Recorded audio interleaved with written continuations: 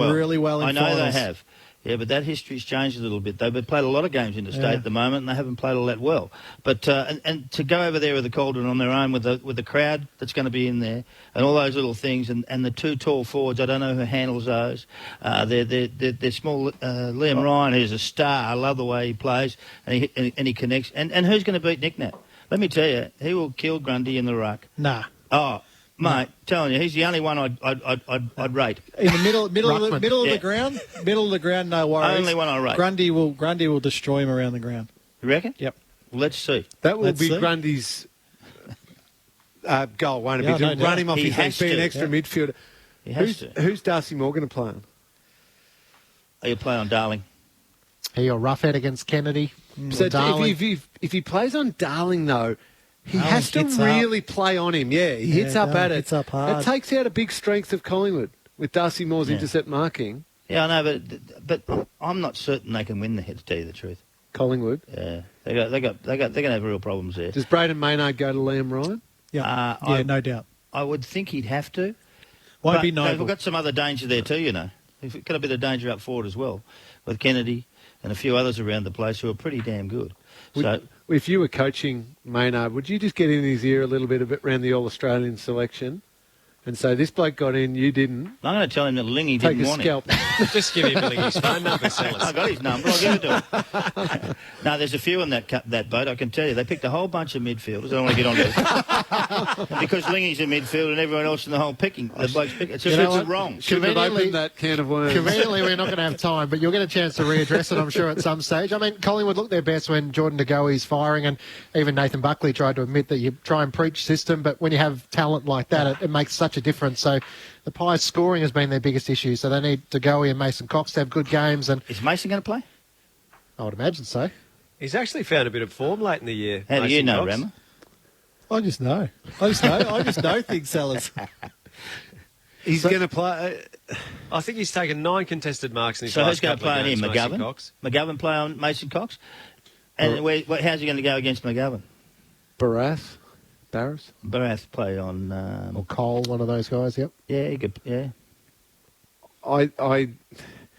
As those names, we ticked off the names that were coming back for West Coast, provided they're all okay and they can all get across the ground, that just tips it massively in the balance of West Coast. Luke Shuey's fine. He's actually going to be on Grandstand AFL tomorrow with Corbin Middlemass, Brett Delidio and also Brendan Goddard as they look ahead to the finals as well. So Luke Shuey will be part of that program tomorrow. The one area for Collingwood that they're going to miss is side bottom. Absolutely. Side bottom in finals is very good.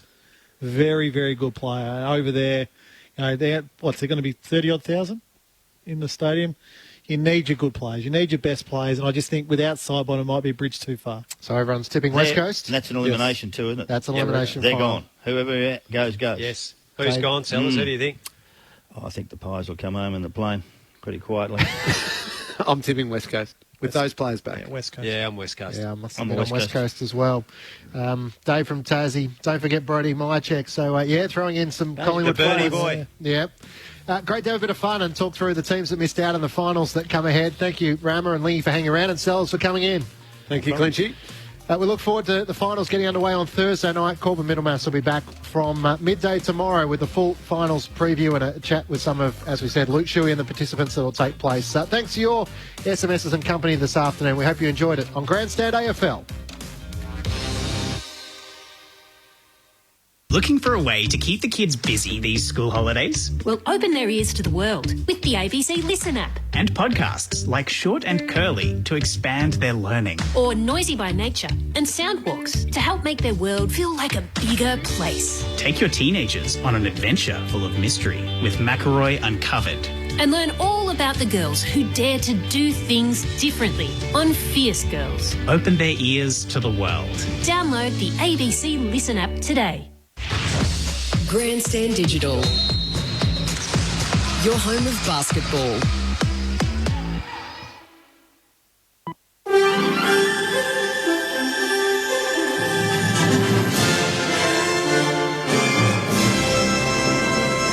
Good evening, Jim Graham with ABC News. The Aged Care Minister insists the federal government did have a plan to deal with COVID-19 in nursing homes, despite the findings of the Aged Care Royal Commission. The Commission fast-tracked a special report looking at the response to COVID-19 in aged care homes. It found that while there was a broader health sector plan, there was not one that specifically addressed aged care, despite residents being particularly vulnerable to the infection. Richard Colbeck says there has been a plan in place and it will continue to evolve throughout the crisis. We're not shirking any of this. We're fronting up. We're looking ahead to the future management of this terrible virus. The initial national COVID-19 healthcare plan was produced, which has been updated twice and will continue to be upgraded. Victorian health authorities are continuing to monitor COVID-19 outbreaks as the number of active cases fall to their lowest levels in months. More from Francesco Salvo. Active cases have dipped below 300 for the first time since June, but authorities are keeping a close eye on outbreaks in Melbourne's southeast. 8 cases are now connected to Chadstone Shopping Centre, and they've been linked to a household outbreak at Frankston. A second wastewater test at Anglesea in the state's southwest has returned a positive result, which authorities say could indicate an undetected case. Deputy Chief Health Officer Alan Cheng is urging people to get tested. If you could come forward for testing, that will help us find cases and trace contacts. Victoria has recorded 15 new cases and 2 further deaths, taking the death toll to 800. A senior health official behind Melbourne's contentious curfew has told the Supreme Court that the measure slowed COVID-19 infections. Court reporter Danny Tran. With coronavirus cases steadily falling, the curfew was scrapped early Monday morning, but that hasn't deterred lawyers for aspiring Liberal Party MP Michelle Loello, who has pressed ahead with the trial, claiming it breached her human rights. Today, senior health official Michelle Giles told the court that a curfew alone wouldn't have worked. But Associate Professor Giles said that when the curfew was imposed with a package of other restrictions, it reduced the movement of people and slowed infections. The trial continues. The British government is contemplating a further reintroduction of COVID-19 restrictions as new infections continue to accelerate in the UK. Michaela Carr reports. Prime Minister Boris Johnson isn't ruling out more lockdowns as cases there hit record numbers. Yesterday, Britain recorded more than 7,000 new infections. It so far suffered 455,000 cases and more than 42,000 deaths. Infections are also trending higher in France as Europe's second wave continues. France has now recorded more than 600,000 cases. Russia is in the group of a second wave. Ukraine recorded a record new number of cases yesterday, and Israel continues to record high infection rates. The US president says his Democrat opponent, Joe Biden, is too weak to lead the country. Donald Trump has told a rally in Minnesota the president has to deal with some of the toughest people in the world. He said he thought Mr. Biden would lose the election. And he talked up the television ratings for their first leaders' debate, while joking about extending his time in office to help boost ratings. What are they going to do when in 8, 12, maybe 16 years, I said, let's hang it up. Let's hang it up. 16 more years. But what he's doing is what you do when you lose, so let's see what he does. I don't think he's going to get out. In finance, the ASX 200 ended the day at 5,873. The dollar is buying around 72 US cents. To sport, and Port Adelaide will be looking to win its first AFL finals match in 6 years, when it hosts Geelong in a qualifying final at the Adelaide Oval tonight. The minor premiers have made 3 changes, with defenders Tom Cleary and Ryan Burton returning from injury, and forward Zach Butters back from suspension. Geelong ruckman Rhys Stanley returns for his first match since August, while the Cats have also recalled Tom Atkins. To the weather, and there's a strong wind warning for the west coast. For Victoria, mostly clear tonight, then isolated morning fog in the northeast. A dry, warm and sunny day. For Melbourne, clear tonight, then a sunny day, a low of 12 and a top of 27. Saturday, windy, partly cloudy and 28. In Melbourne now, it's 17 degrees. ABC News. Everyone was looking for Nicola Gobbo, the woman who became known as Lawyer X. The woman at the centre of Victoria's biggest legal scandal. Since going into hiding, the only interview she's done is with the ABC. Nicola Gobbo, location undisclosed. And now we're telling her full story. She was under enormous pressure. It's like the ultimate betrayal. When you're stuck in hell, keep going. The Informer, a gripping new season of the hit podcast Trace. Hear it on the ABC Listen app.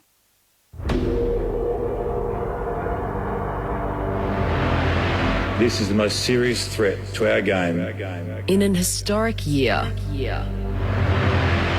The grand final we played at the Gabba. Comes an unprecedented final series.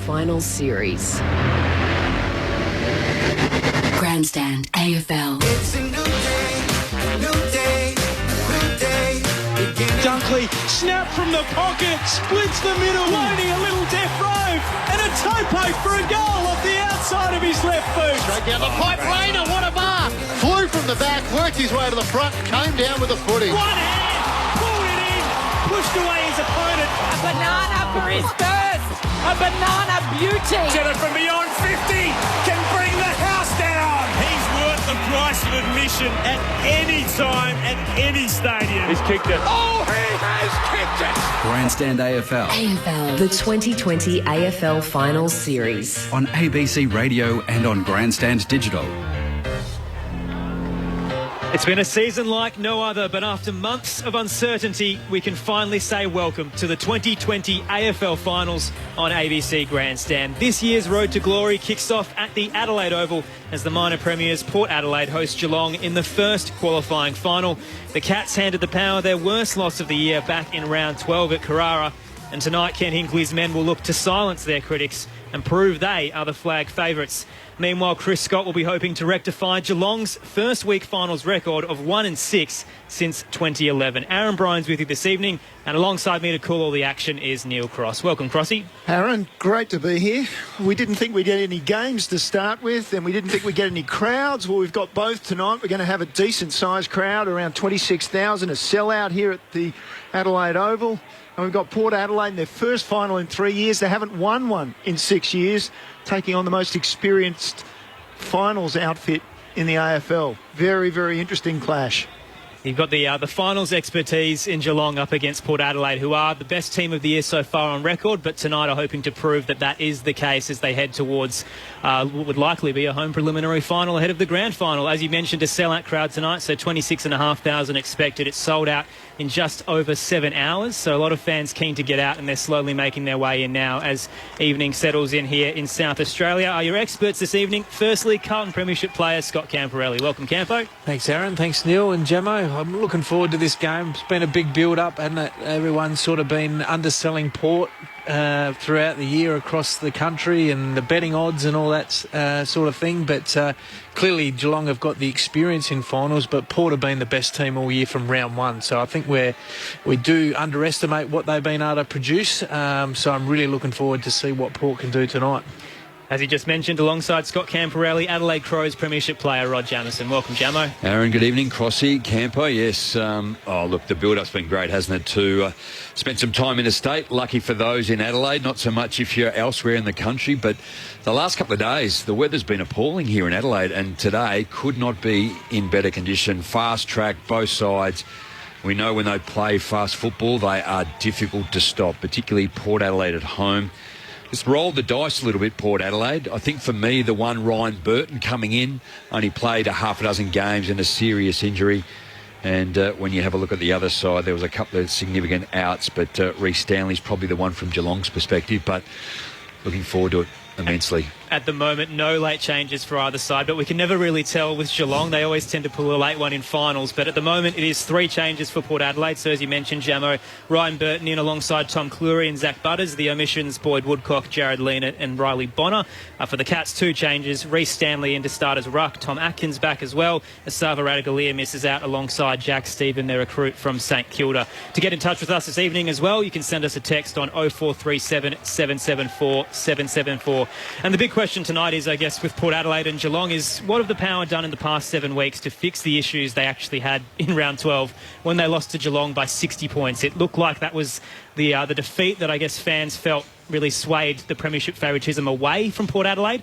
But as you've mentioned previously, Campo, that the Power have really been spending the back half of this month really trying to improve the areas they struggled with against Geelong.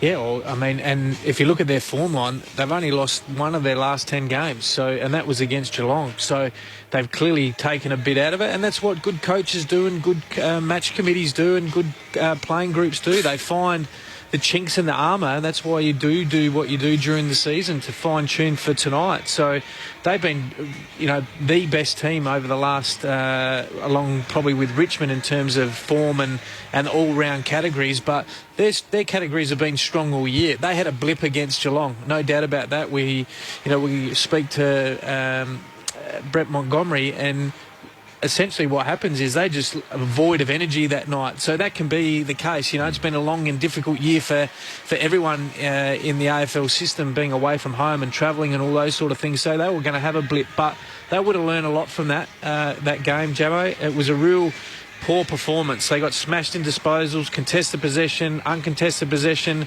contested marks, inside 50. It was a full gamut for them. So, and very unlike, if you have a look at the rest of the stats for the rest of the year, they're 1 and 2 in the competition pretty much in all those categories. So all holds up well. Yes, we look back at history of particularly the team that they're playing against, but I think they're better suited than what they were in round 12. It is surprising that a team that has been on top of the ladder for the entire year, and it's probably been more spoken about in recent time, but still isn't the number 1 or the number 2 favoured out of the top 4, or even if you go 5. But you're right, they've done what they have, and I guess Ken Hinkley more so, he knows his men, he knows the feel, and you hope for the best. But I feel Jared Leonard was probably a little stiff not to be in the side tonight, but you go back to that round 12 game where Tom Cleary stood Tom Hawkins and he kicked 6-2 against him, and he's pulled him in straight in tonight, and you think he's going to go to him, he's going to back him in. So they've clearly got a plan as to how to play Geelong differently. Yeah, and as we've said, the full back, and you played there, Gemma, I didn't venture down in the D50 too often other than to kick out. But essentially what happens is you're a byproduct of what happens up the ground. So that night, they had no pressure on the ball. They allowed Geelong just to move the ball with ease. They didn't put any pressure on them. And so what happens is they actually get the ball inside 50, and they played it really well, Geelong. They got their forwards out of the way. They knew they had a mismatch into Cleary's positioning was to play in front, which means you give Hawkins essentially the whole back for him to work in. And they just kick the ball so well, Geelong. They're a great kicking team. So that was always going to be a major issue. But it goes back to the midfield group. It goes back to how much pressure they can put on Geelong's midfield and how can we turn the ball over quicker. Yeah, there'll be some structural things. I don't think where they might back their system in and go, let's do it again and let's put it on the midfield group to actually get it done tonight. I don't think so. I don't think they'll fall for the 2-card trick tonight. But then you go to the other end too, and Geelong's defence was outstanding that particular night as well. Port Adelaide had 37 entries, but only had 11 shots, 30%. So we know how good their defence is, whether they stay at home, Harry Taylor, and there's multiple others when you have a look around. Tom Stewart is a star. Lockie Henderson, how lucky's he been this year just to fall into the role that he has, respectfully? And there's plenty others that we can talk further about. Well, they went too slow, Jamo, last time against Port. Is it where you were going? Well, I think there's a little bit of that as well, but how are they going to combat that? So all of a sudden we're asking them to combat the way they're going to go forward, and now we're going to ask them to defend better, or their forward is to defend better, and you want the mid. So you're looking at all lines to play a different way, completely than what they played against in round 12, or better than what they're supposed to play. Correct. There you are. Can I raise this too? Coaches in finals. Now, Ken Hinkley's record is 3 wins, 3 losses, and that's modest, we'd say. But for Chris Scott, 7 wins and 11 losses. Does that play a part in terms of the mindset and what you have to get right? I'm not a big believer in some of that stuff. That's for us to talk about here. That builds the expectation. That's what we're doing. Yeah, I understand that. But is the players down there are not sitting there going, and Chris Scott's doing his game preview and going, guess what, fellas, I've lost 11 finals, so we're not going to win tonight. That doesn't happen. Well, this is a new group. The upside is how many have they played in? Yeah, that's right. But this is a new group. Each year there's new people, and they're different environments and all those things. So... What Geelong do, I guess, to your point, Crossy, is they actually got some experience, finals experience, which counts for something, no doubt about that. But that doesn't guarantee you a win. There's been plenty of teams that are supposed to win and have good records, bad records, and they don't get it done. That's why finals are so great, and that's the atmosphere, isn't it? Just on Geelong's finals record as well, I mean, they are one of the most experienced side in the competition, and at the moment tonight, the best 22 they've actually named is the oldest side for average age in history, so 28 years and 134 days. So Geelong are full of experience. They've got Joel Selwood, who's a multiple-time premiership player, Gary Ablett as well, Harry Taylor, Tom Hawkins, Patrick Dangerfield, who hasn't played in a grand final, but plenty of finals in himself. The Cats are one of the most star-studded teams in the league right now, and they've been doing everything right, aside from the past couple of games. It looks like they've had a bit of a fall towards the end of the year where they had that 26-point loss to Richmond, and then they had a close win over Sydney, which arguably there could have been a draw if Mark Goodsavs didn't save them at the final hurdle. But the real question about Geelong is this side finally the real deal? Because they won the 2011 premiership. Since then, they just haven't been able to find the mark in finals, as Crossy just said. But is this finally the team that can take someone like Patrick Dangerfield to his first grand final? Well, they look really balanced, don't they, on paper? You know, if you look at across all lines, they've got great players, not just good players. They've got great players across each line, particularly up their spine. And then they've added guys on the outside. So Menengola and Guthrie on the wing, first-time All-Australian. They're really important to the way they play. You've got Blitzhavs, who I think is a very underrated player in the competition. He can play multiple roles. He plays on the key forwards. He rolls up to the wing and rolls back and supports their defence and intercept mark. He can go into the ruck and he can play as a genuine midfielder as well. They just look really balanced across the ground, better than what they have been in the past. Just having a look at their list, like their least experienced in terms of games played is Tom Atkins with 34. It's 42, 62, Jack Henry, and it's all above that. So you talk about experience and in the window, like there's probably no other team that would have that qualification, plus how the quality of players that you've just highlighted as well. And I heard Joel Selwood speak a couple of days ago. I don't think their list could be any fitter either. So they can pick and choose from absolutely everyone. Alternatively, Port Adelaide, I think, are exactly the same on the back of Ryan Burton coming back in tonight. Rod Jamieson, Scott Camperelli are experts alongside myself, Aaron Bryans and Neil Cross this evening at the Adelaide Oval. The first qualifying final as the 2020 AFL Finals Series begins. Let's head down into the Port Adelaide rooms ahead of Bounce Down and catch up with their defensive coach, Brent Montgomery, who's been good enough to join us. Brett, thanks for joining in the coverage. Good to be here. How are the boys feeling ahead of a home final? It's been a pretty impressive season for the Power. There's still some critics out there, but I could imagine the momentum with this side is at an all-time high. Yeah, I think so. I mean, the excitement is through the roof, no doubt about it. It's a nice, vibrant young group, this one, with a sprinkling of some older guys in here that know what it's all about. And we've had a good break from our last sort of hectic 8-9 weeks of footy, which I think's got most guys primed. And as you can see from both teams, I think both teams were able to select from their best 45 and healthy. So, ready to go. Monty, Scott Camperelli here. Good luck tonight. What did you learn from last time? You were obviously in charge of the defensive system down there. Was it more structure or personnel last time? I think there's probably that, and then energy. We had none, and which I know is a little bit of a stretch. They were off a 4-day break, and we go to Roos for spell. So, we played with no energy. We had no excitement. We defended like we didn't want to be there. And if you do that against the Cats, who are really efficient, pretty much base their whole game around making sure they deny you the ball and set up nice and soundly, you're in trouble. So that's probably the biggest thing to take away. There's some structural stuff in there that we know that we're going to have to be really tight on. So I think our energy to be able to defend and make sure that we don't spend long patches of time without the footy and use up too many tickets, I think that's probably key. And last time, you couldn't really slow them down. They went inside 50 pretty easy and scored almost, one every second time they went in there. Is that more based around the pressure around the ball? And you talked about the energy just before, but that's obviously going to be a critical part tonight. Yeah, it was. It was painful last time to watch their keepings off done at speed. And to be fair, a lot quicker than they were able to do it for most of the year, which showed how poor and how much we were off our game. So there's a few things in our favour tonight. I think we've got a lot more energy. We've got a better team selected to narrow a ground. And I think we all know that the pressure of finals just takes that little half second away from the decision maker and the ball carrier. So we think we're better off. Obviously, we're going to have to play a hell of a lot better and do things better. And we think we're ready to go. We've been very, very good since that game 6 weeks ago. We haven't put a foot wrong, really. So we're up for the challenge. Brett, Rod Jamieson, Peter Latham, Scott Lycett, great combination, and Charlie Dixon, if you need him to come in the middle. But have you been surprised at how well Peter has played since coming into the team?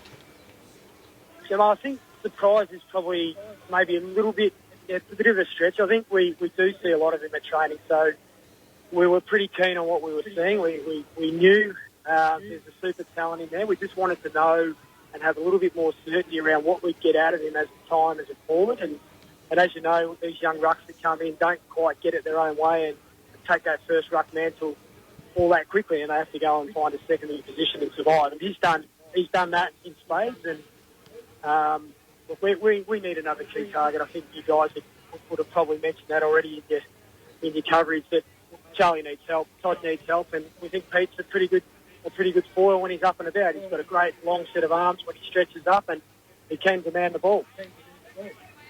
No one's entitled to play finals, but Tom Rockliff's story's a good one, isn't it?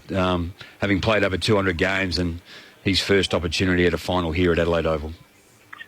Yeah, they're remarkable, those stories. I mean, there's a handful of those guys sort of sprinkled through the league where they've just been sensational players at what you think have been very strong clubs. And, that one snuck up on us, to be honest. Well, it certainly did me.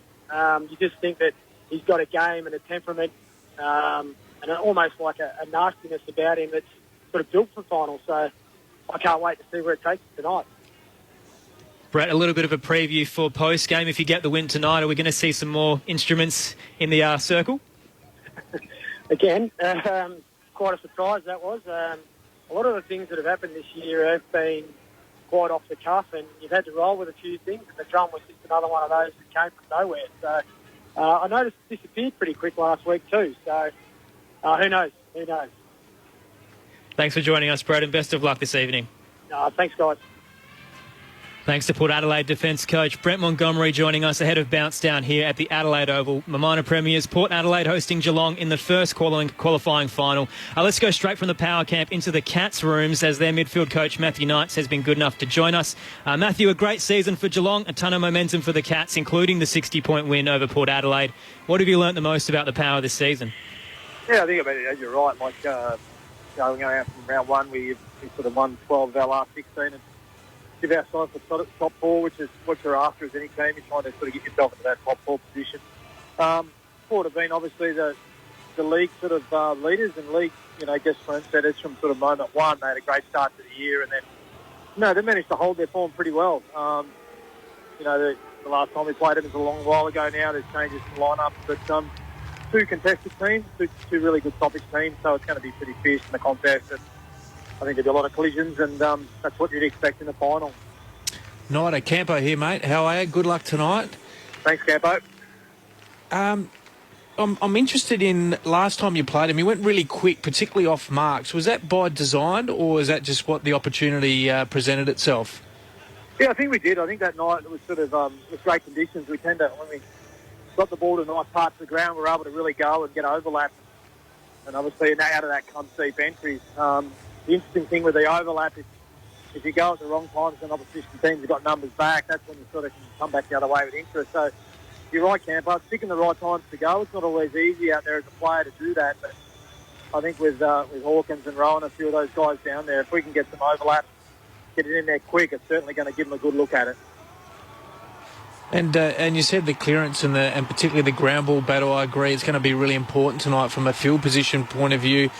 Obviously, centre bounce is even more critical these days. Port have got a really good dominance, particularly from scoring through there. That's something that hasn't been ideal for you from a differential point of view all year. Yeah, you're right, Camo. Like, we had a look at last time. I mean, they cleaned Collingwood up last week, and Collingwood, obviously, we rate pretty highly. So they're coming in nice form in the CBs. We're a pretty powerful group in there when we get it right. So it's just a matter of getting our movement right and just how late you move and, getting your timing right, particularly with our mids. Laddams and Lyset are obviously a pretty good duo, and we've got Stanley back into the team tonight, which is, a good tonic for us, and he's a good CB ruckman. So I think you're right, Campo. It's with the 6-6, it's a pretty crucial part of the ground for not only scoring but also field position. It's a lot harder to attack from your back half.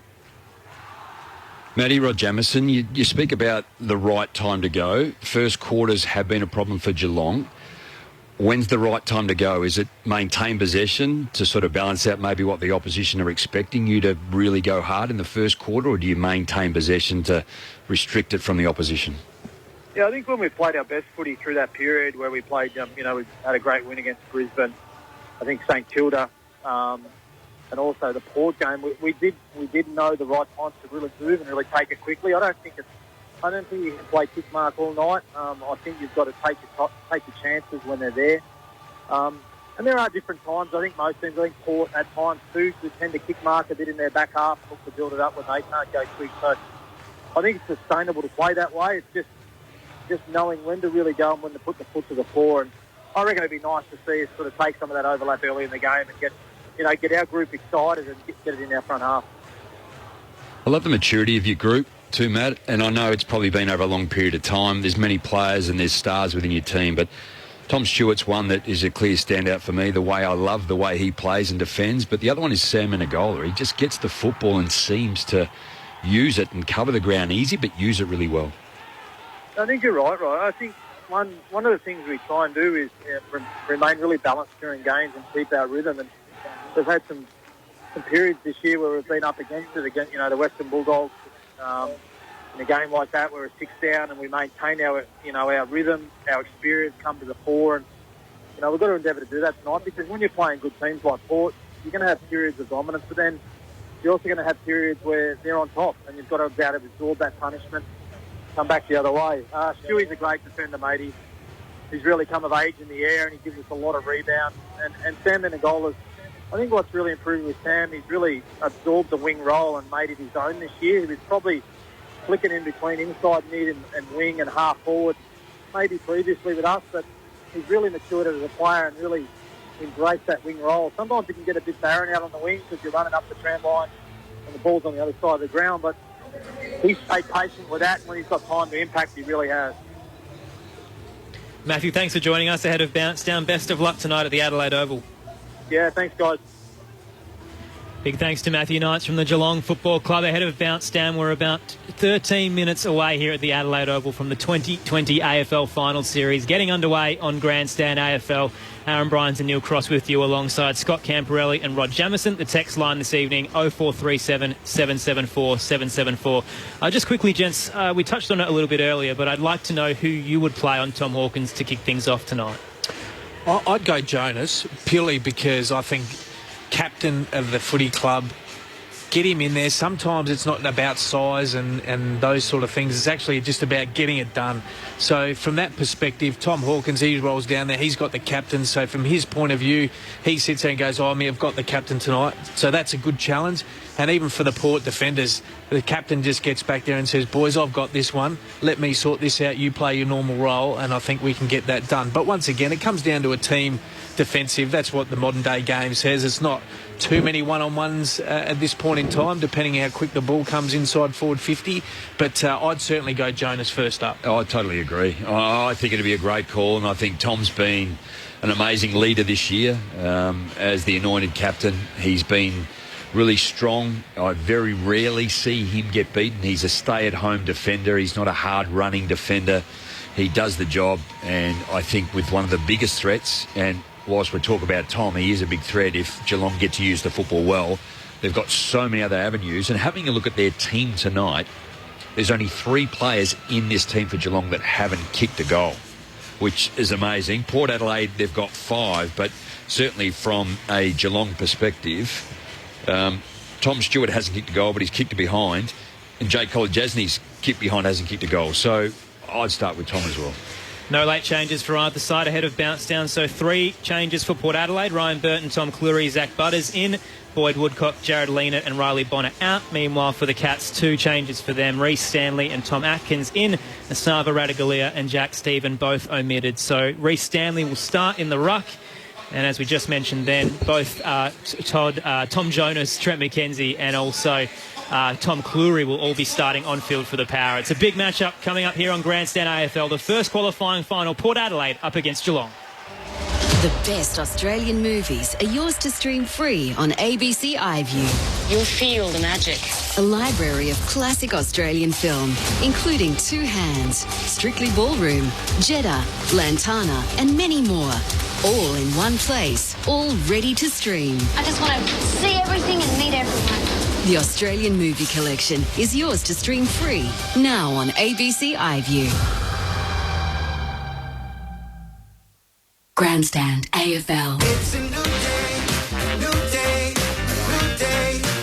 Dunkley, snap from the pocket, splits the middle, loading a little death row, and a toe poke for a goal off the outside of his left boot. Straight down the pipe, Rayner, what a mark! Flew from the back, worked his way to the front, came down with the footy. One hand, pulled it in, pushed away his opponent. A banana for his first. A banana beauty. Jenna from beyond 50 can bring the house down. He's worth the price of admission at any time, at any stadium. He's kicked it. Oh, he has kicked it.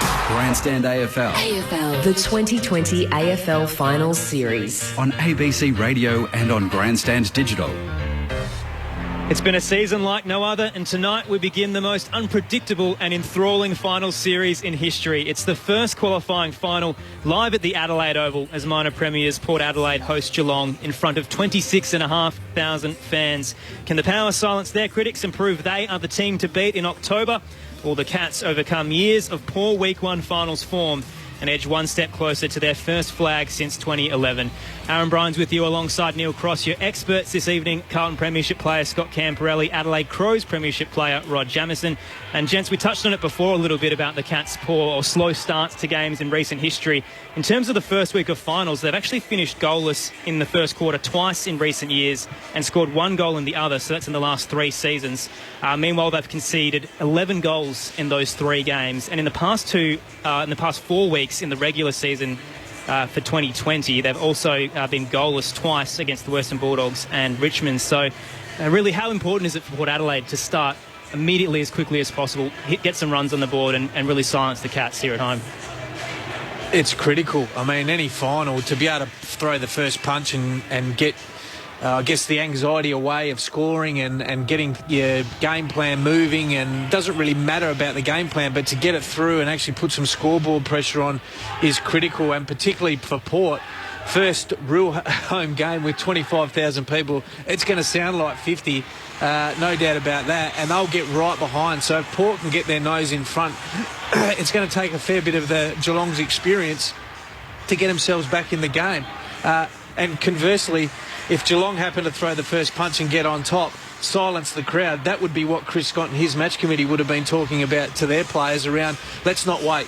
Let's make sure we throw the first punch. Let's hit the scoreboard. Let's take the excitement out of it, and let's ask a question of this less experienced finals team. Totally, and I think that would blow the wind out of the sails of Port Adelaide early because of their inexperience and because of the youth they have in this time. We just heard Matty Knights, one of the Geelong assistant coaches, talk about their experience, their rhythm, and they need to absorb, and then they reload and they get going again. So I think certainly Port Adelaide have shown they've got the ability to do it all year. Whether they've been able to do it in the big games is yet to be asked of them, whereas Geelong have shown in the past. But the record that you've just highlighted too, Aaron, would be of concern, more so to the coaches than I think it would to the players.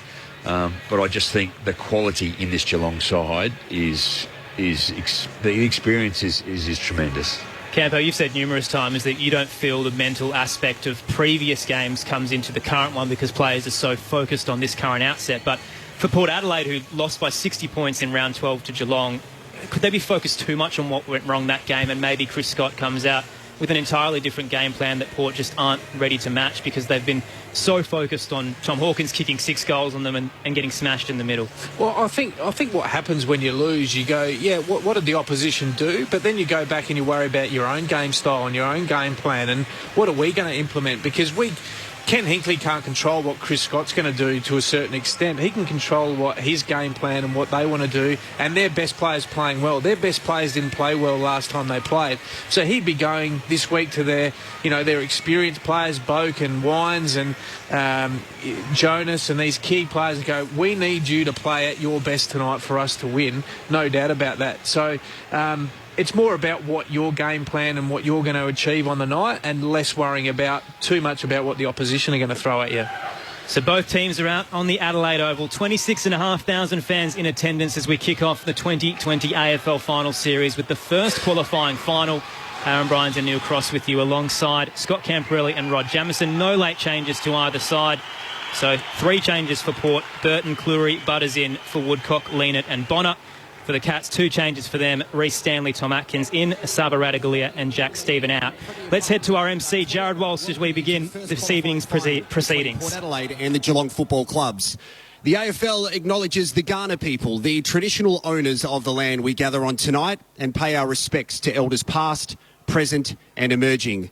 We acknowledge we play our great game on this land and respect the cultures of all First Peoples, their contribution to our nation and contribution to the game of Australian rules football. We now introduce senior Kaurna custodian Carl Winder-Telfer for the welcome to country.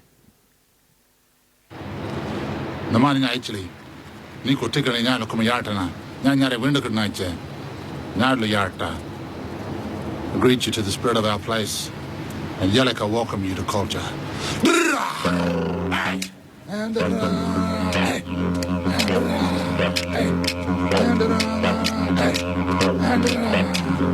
We welcome you to the 2020 AFL Finals.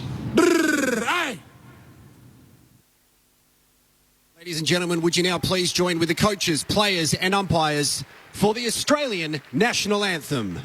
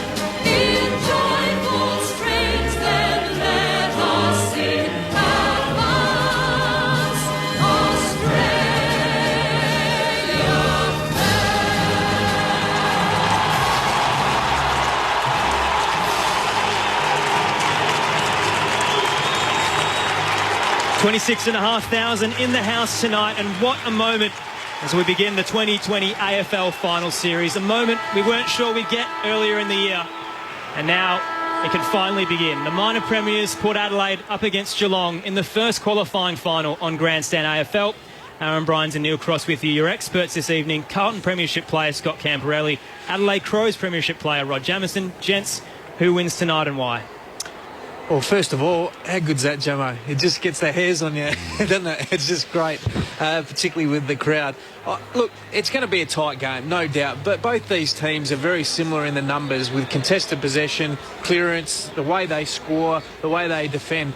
It's really who can actually get some ascendancy, probably be more through the midfield and give their forwards supply. I think that's going to be the difference in the game. Well, I think it's going to be, again, both assistant coaches spoke about speed, being able to manage the game at the right time, when to go, when to slow down.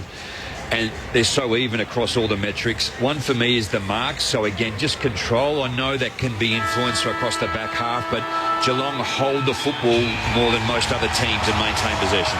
Let's join the fifth member of our commentary team this evening, James Coventry on the boundary. Thanks, Aaron. Electric atmosphere as the song starts up behind me. Tom Jonas has won the toss for the Power. The Power's going to be kicking to the Southern or Riverbank stand in this first quarter. Perfect conditions for players and fans alike down here. Clear night, no chance of rain. Quite balmy, about 19 degrees. That's kept away the dew. No late changes for either side. Stephen Motlop, Sam Powell-Pepper, Peter Laddams and Dan Houston on the bench for the Power. For the Cats, it's Mitch Duncan, Jed Hughes, Tom Atkins and Brandon Parfitt. So it's been a difficult year for so many around the country, but we've done so well to get to this point. And tonight, we as an AFL community can sit back and enjoy what we weren't sure we'd see in 2020. The AFL Final Series kicking off at the Adelaide Oval. 26,500 fans in the house as minor premiers Port Adelaide host final specialist Geelong. To get us underway, here's Neil Cross.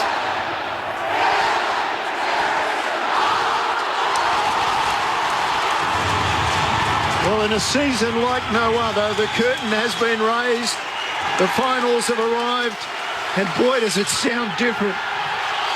26,000 fans, most of them going for the Power. It sounds different to any other match this season. The cauldron of the Adelaide Oval is alive.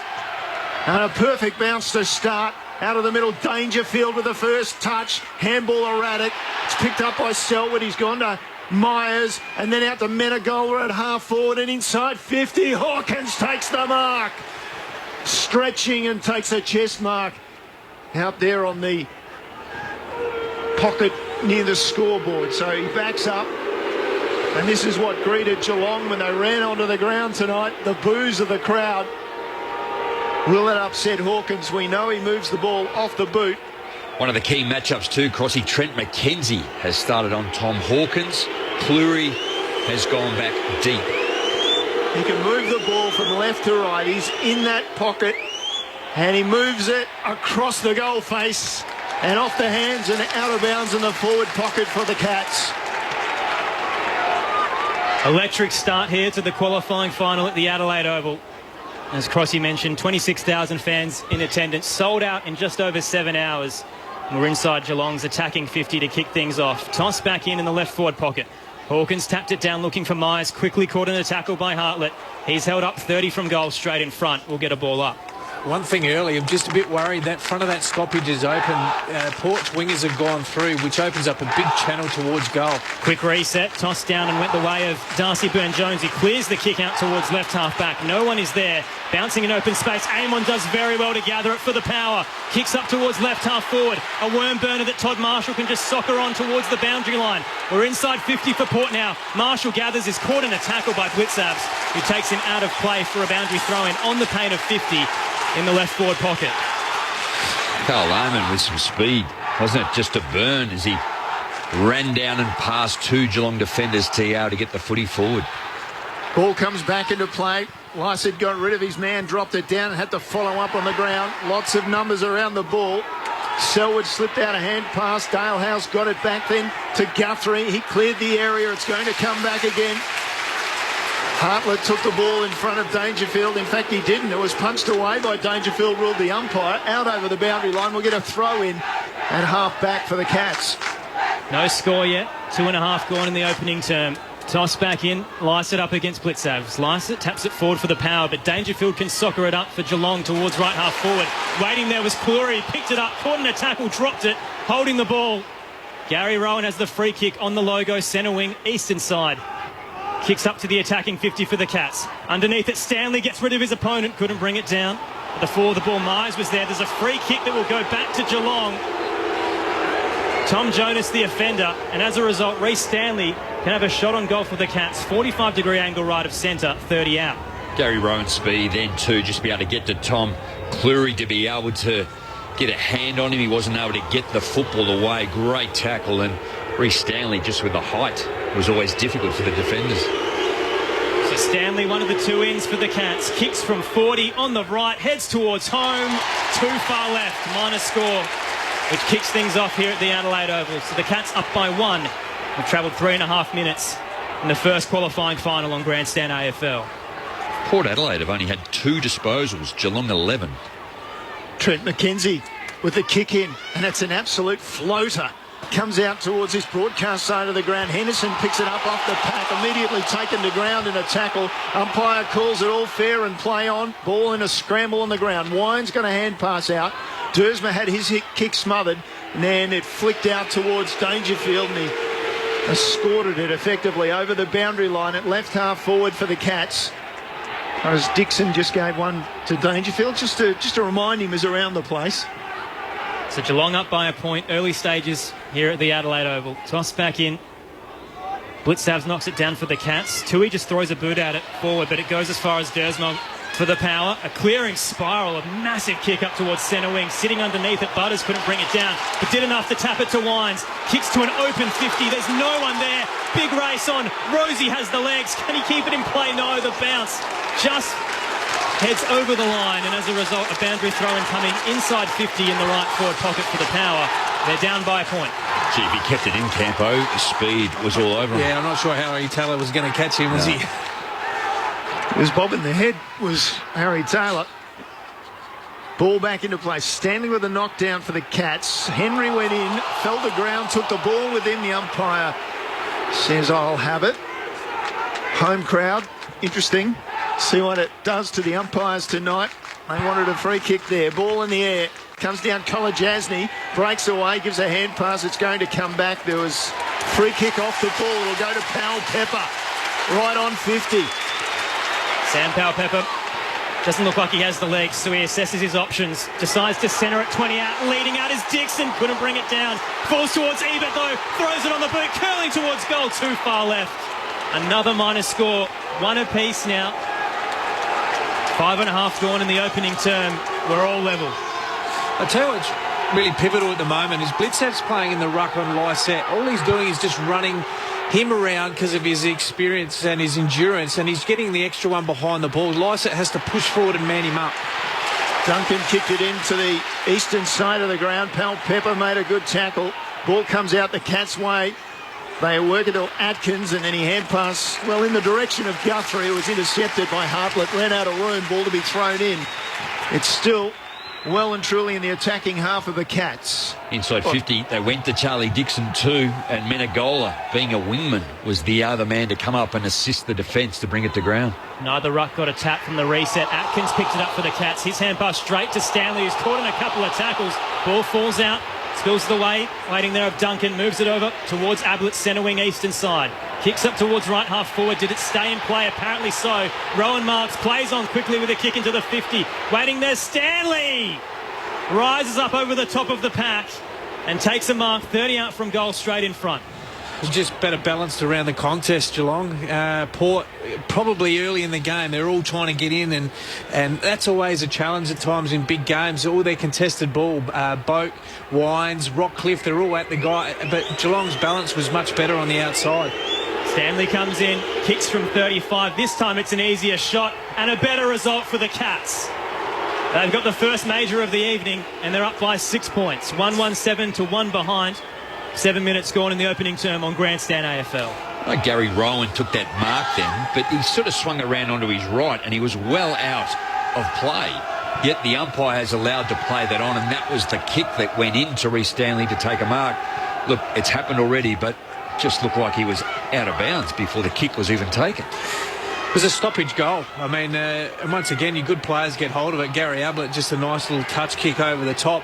But what happened was the Port Adelaide defender pressed, which gave him an outnumber, and Stanley was the free inside forward 50. So, goodbye Geelong.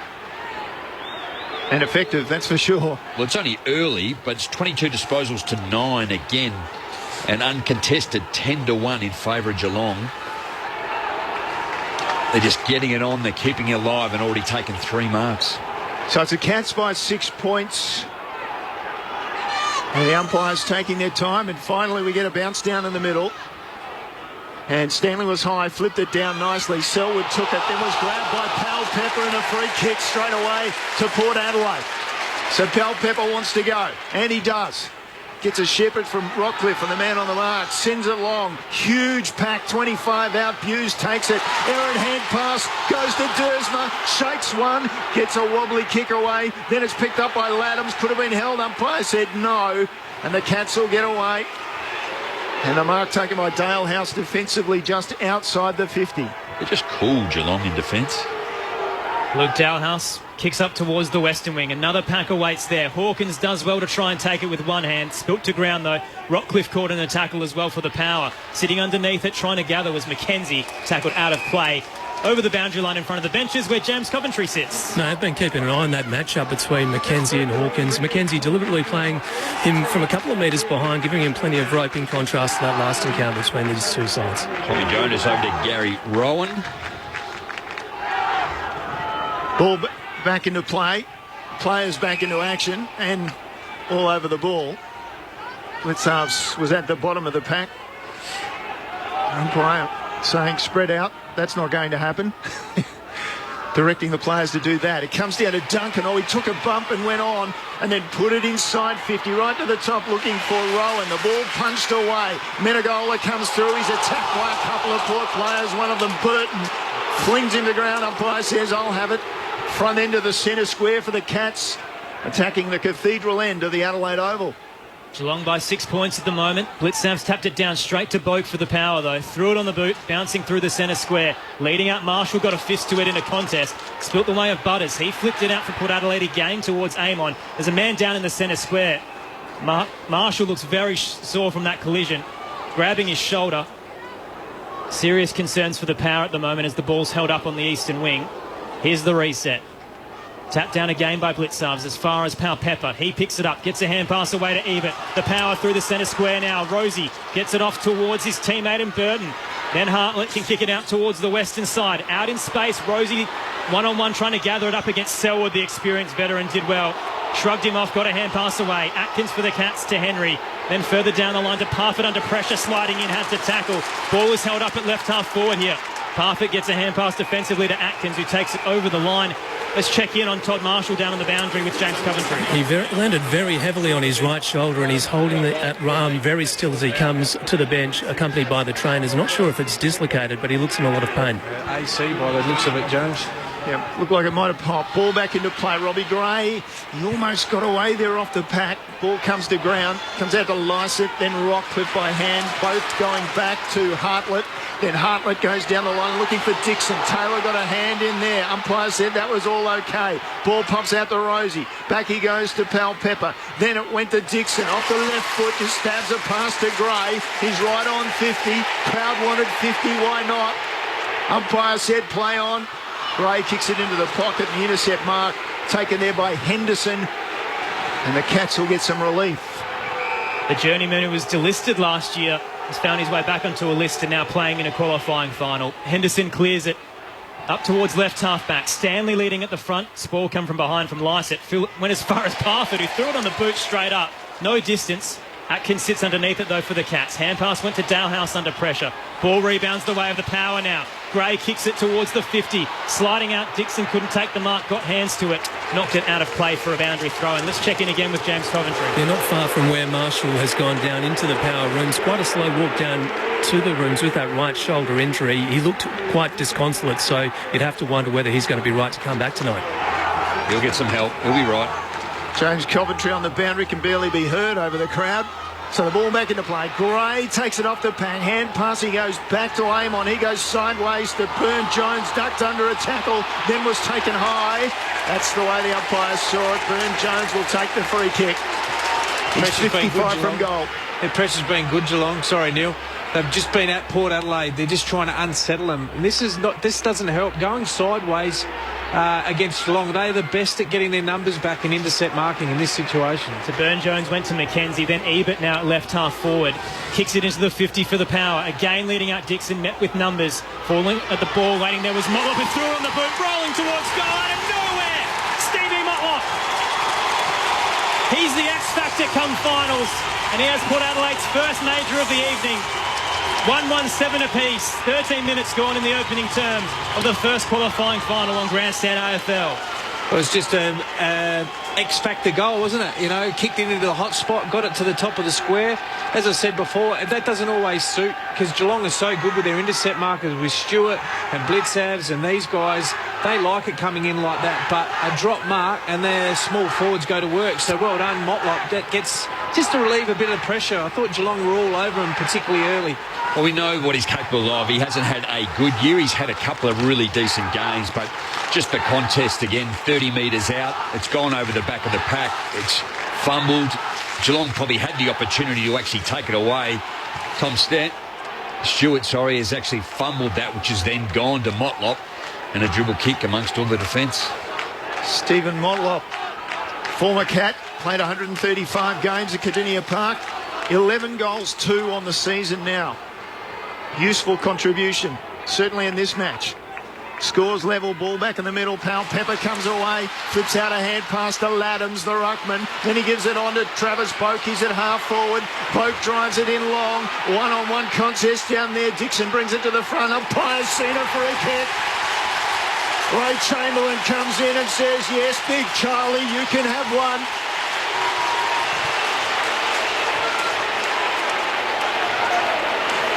Oh, it's soft, isn't it, really? In the event, it could have gone against Charlie Dixon. He had both hands in Harry Taylor's back in the contest. Harry's gone back with one arm and just touched him on the neck, and that's what Ray's picked up. So Dixon, from 20 metres out, straight in front. No doubt about the result. Power in front for the first time tonight. Port Adelaide moves along to 2-1-13. Geelong 1-1-7. We played 15 minutes in the qualifying final on Grandstand AFL. Well, all 3 scores have come from stoppage. Port have kicked 2 from stoppage. But once again, the importance of centre bounce, 6-6-6. We've said it all year in the commentary, the ability to win the centre bounce and get it into an even number contest and put your defenders under pressure. And that's what happens. When you've got a big power forward like that, defenders panic. Doesn't matter how big or how experienced they are. And more often than not, the forward gets a free kick. It's very rarely the other way. It's the first possession as well, too. And I think Geelong will look at that. They've actually had first possession. On that occasion, they weren't able to take it. Port were. Laddams follows up, and Travis Boak, who's had an enormous year. So the Power by 6 midway through the opening term. They're now leading contested possessions by 2 after that last passage of play. In the middle, nice clean bounce. Laddams went very early, threw his leg out and hit Stanley. As a result, the Cats will receive a free kick. Selwood tried to take the advantage, won't get it. We'll come back to Reece Stanley in the centre circle. Long kick for Geelong now into the 50. Heads towards Hawkins, who's leading out. Blocked, couldn't get towards the contest cleanly enough. Spills to the advantage of Rowan. He's quickly caught in a tackle. Jonas holds him up. He's 30 out from goal. We'll get a ball up straight in front. Ball goes up. Hawkins tried to push his man away. It came to Selwood with his snap. It was high and it was wide. And through for the minor score. So 5 points the margin in favour of Port Adelaide. It's lived up to the hype so far. The minor premiers up against the finals specialists Geelong. Big crowd in the house as well for the first qualifying final. Houston plays on from the defensive goal square for the Power. Kicks up towards Dixon. Big fly. Couldn't bring it down. Tapped it to Boak though. Aim on with a 1-2 with him. Heads up towards the western wing. Ebert in a big collision did well. Wines soccers off the ground. A long kick towards right half forward. Bouncing inside the field of play. There to meet it was O'Connor, who did very well for the Cats to caress it over the line. Boundary throw-in coming right half forward for Port Adelaide. They're kicking to the southern end. They've just settled Port, just gained those 2 goals. They've just got back on top around the contest and winning the field position battle. Ball back in. Stanley comes to the front. Dangerfield gives a hand pass out. Comes to Duncan, puts the ball high, down the ground. Little push out coming from Houston. He's called a play on. He's going way back from centre wing back to half back. Dangerous, but he found McKenzie. Ryan Myers was coming, but McKenzie takes the mark, drops it short, out towards the boundary line to the captain in Tom Jonas. Port up by 5 points. Aaron Bryans and Neil Cross with you alongside Scott Camporelli and Rod Jamieson. Jonas just goes short. Chip pass closer towards the defensive 50 to Burton, who goes down the line. Houston was open, held up though inside the centre square. Hand passes to the running Amon. The Power can switch here. Kick up towards left half forward. Marked by Dersma. Hands it on. Kick into the attacking 50 by Butters. Found Ebert, just marked on the paint. Wants to move it on. Kick was smothered though. Ricochets into the 50 for Port Adelaide. Laddams tries to gather. Waiting there the Cats though. Menegola got a hand pass to Ablett, who clears it only as far as Port Adelaide through Tom Jonas. Kick up towards right half forward, finds Hartlett. 70 from goal, right half forward. Hartlett goes back. We know he's a huge kick. He won't kick a goal here, but he looks and waits and hopes, and in the end he goes inside slightly, a 20-metre pass, and finds Burton. Burton decides to go across the ground, back into the centre square, finds the long-kicking Mackenzie out on that eastern side of the centre square. They're able Cats to find move a way. across. Sorry, Crossy, away last time they did this, but Geelong are just good defensively. Even though they might have a shot, they're still 60 out. So Mackenzie kicks it up towards left half forward. Dersner waiting there, 55 out. Flat kick into the 50 was ugly. Parfitt read it very well, came across, took the intercept chest mark. He's just inside defensive 50 for Geelong. Wants to move it on with a kick down the line. 2-on-1 Henderson. Didn't have the numbers advantage. Spills towards Houston for the power inside the boundary line. He'll kick defensively all the way back to the arc. Jonas marks for the power. He's on the eastern side, but looking to come onto this broadcast side of the ground. It's a long kick, and he's found Butters on the bounce. Picks it up, turns around. Oh, he squeezes out a little 25-metre pass, and it goes on the full. He was looking for Motlop standing near the interchange gates, and he missed him by about 5 metres. Buse to take the free kick for the Cats. It's the power by 5 points as we get through the 19-minute mark of this opening term. Buse clears it up towards the attacking 50. At the fall, the ball Parfitt did well to read it. Hands it off to Guthrie, close to the boundary line. Hawkins moves it inbound to Dangerfield, who centres his kick smartly. Just missed Duncan too far wide. Selwood's there, though, the captain, with a smart hand pass back to Henderson. Sells some candy, decides to centre his kick and finds Kolajasny. 45 out from goal, straight in front. They'd be disappointed with that. The Port forwards just didn't press up the ground. It was Rosie, Motlop, Robbie Gray and Dixon, and Kolodashny and Henderson just pushed up the ground and just owned the other side. So really poor by Port's forwards there. They've got to get up and number off. 0-9 for his entire career, Jake Kolajasny. Kicks from the paint of 50. Can he get his first major? No, he cannot. Too far right. He's now 0-10 since being drafted in 2013. Jake Kolajasny with the minor score, and as a result, Port Adelaide's lead down to 4 points, 2-1-13 to 1-3-9. Time on in the opening term on Grandstand AFL. Enthralling contest thus far. Jonas takes the kick in for the power, and leaping high was Laddams in the middle of the pack. Comes down towards the Cats. Ablett gave it out to Parfitt. Umpire called play on.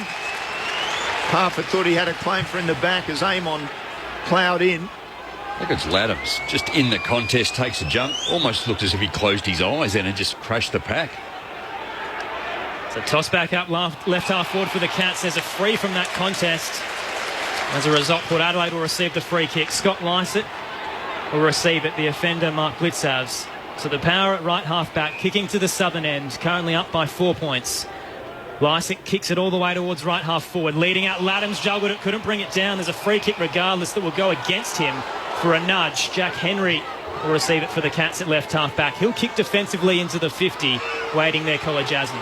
Kolajasny takes the mark, plays on immediately. Duncan on the spread at half back takes the mark, then down the line he goes to Selwood. He marks in front of Hartlett between centre wing and half forward right on the eastern side of the Adelaide Oval.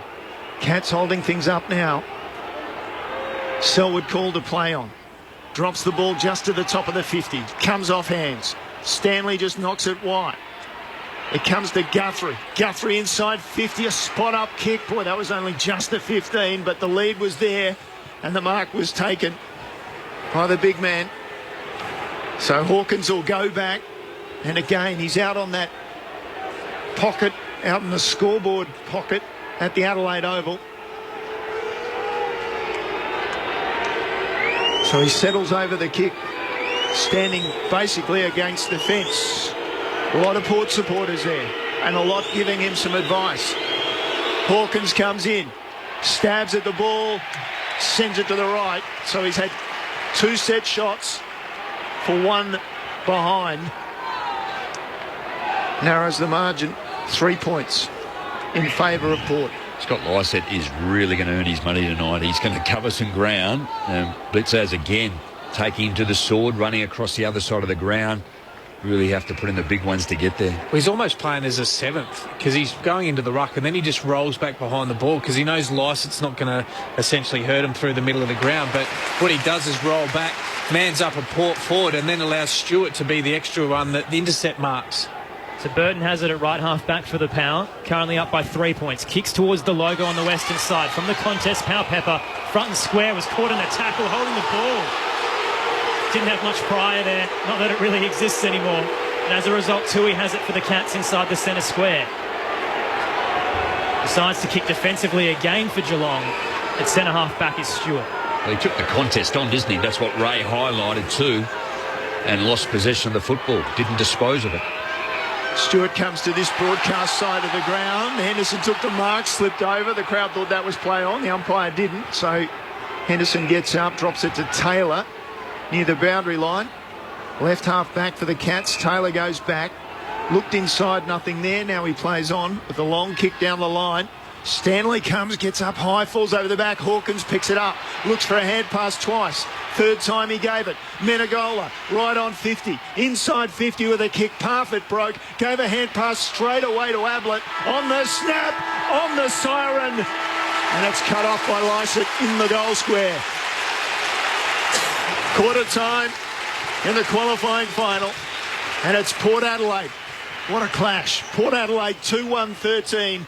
Geelong 1-4-10. Certainly living up to the hype at the moment, Crossy. The goal kickers at quarter time, 2 for the Powers individuals to Motlop and Dixon. Meanwhile, the only goal kicker for the Cats, Reece Stanley, one of their 2 inclusions this evening.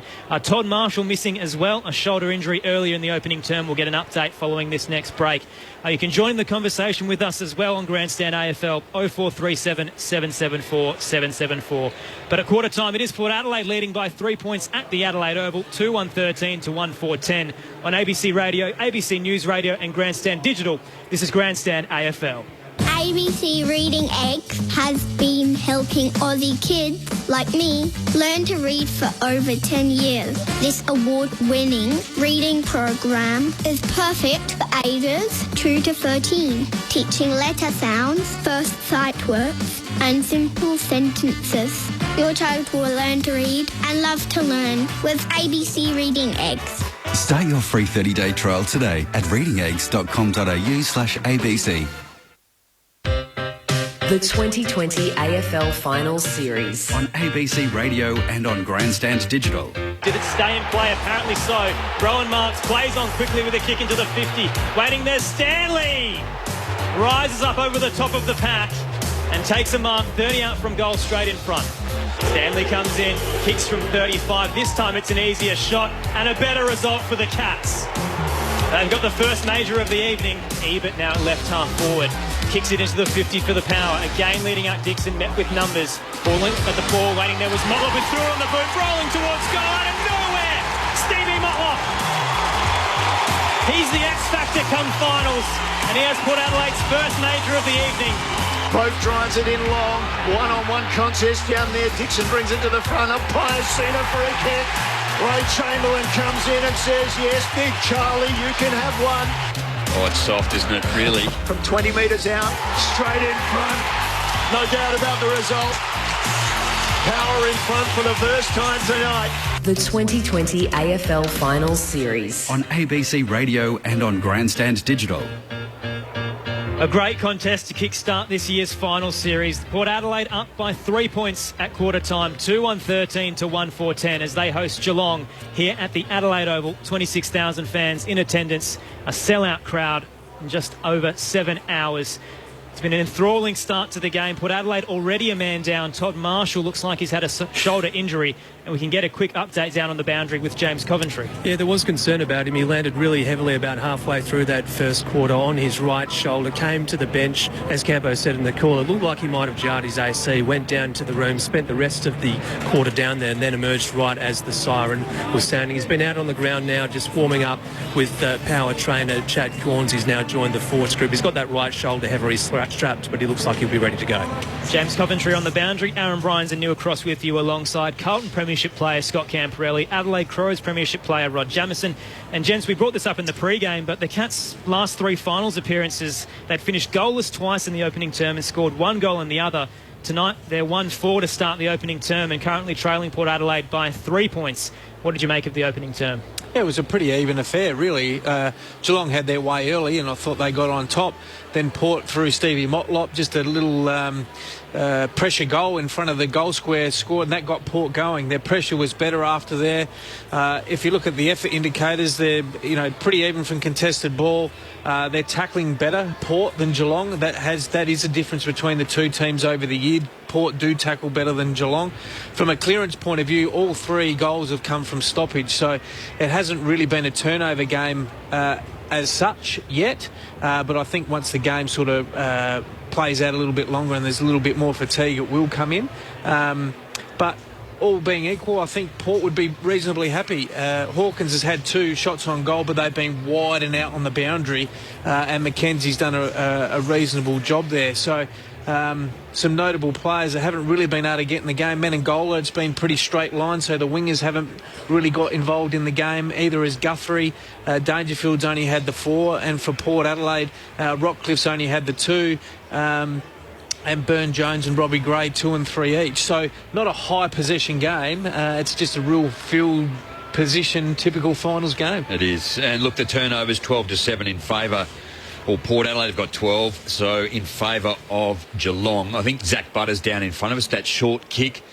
And I think Geelong were able to go forward and score off the back of that too. So it was just small errors in a big game will cost you significantly. There's no doubt about that. I think you spoke about, I guess, the record that Geelong have. They did kick 1, so they were able to get going, but opposition only kicked 2, and there's 3 points at quarter time. I think Dan Houston for Port Adelaide, some of the work that he's doing, the way he uses the football, particularly in defence, he kicks out, but his efficiency is good.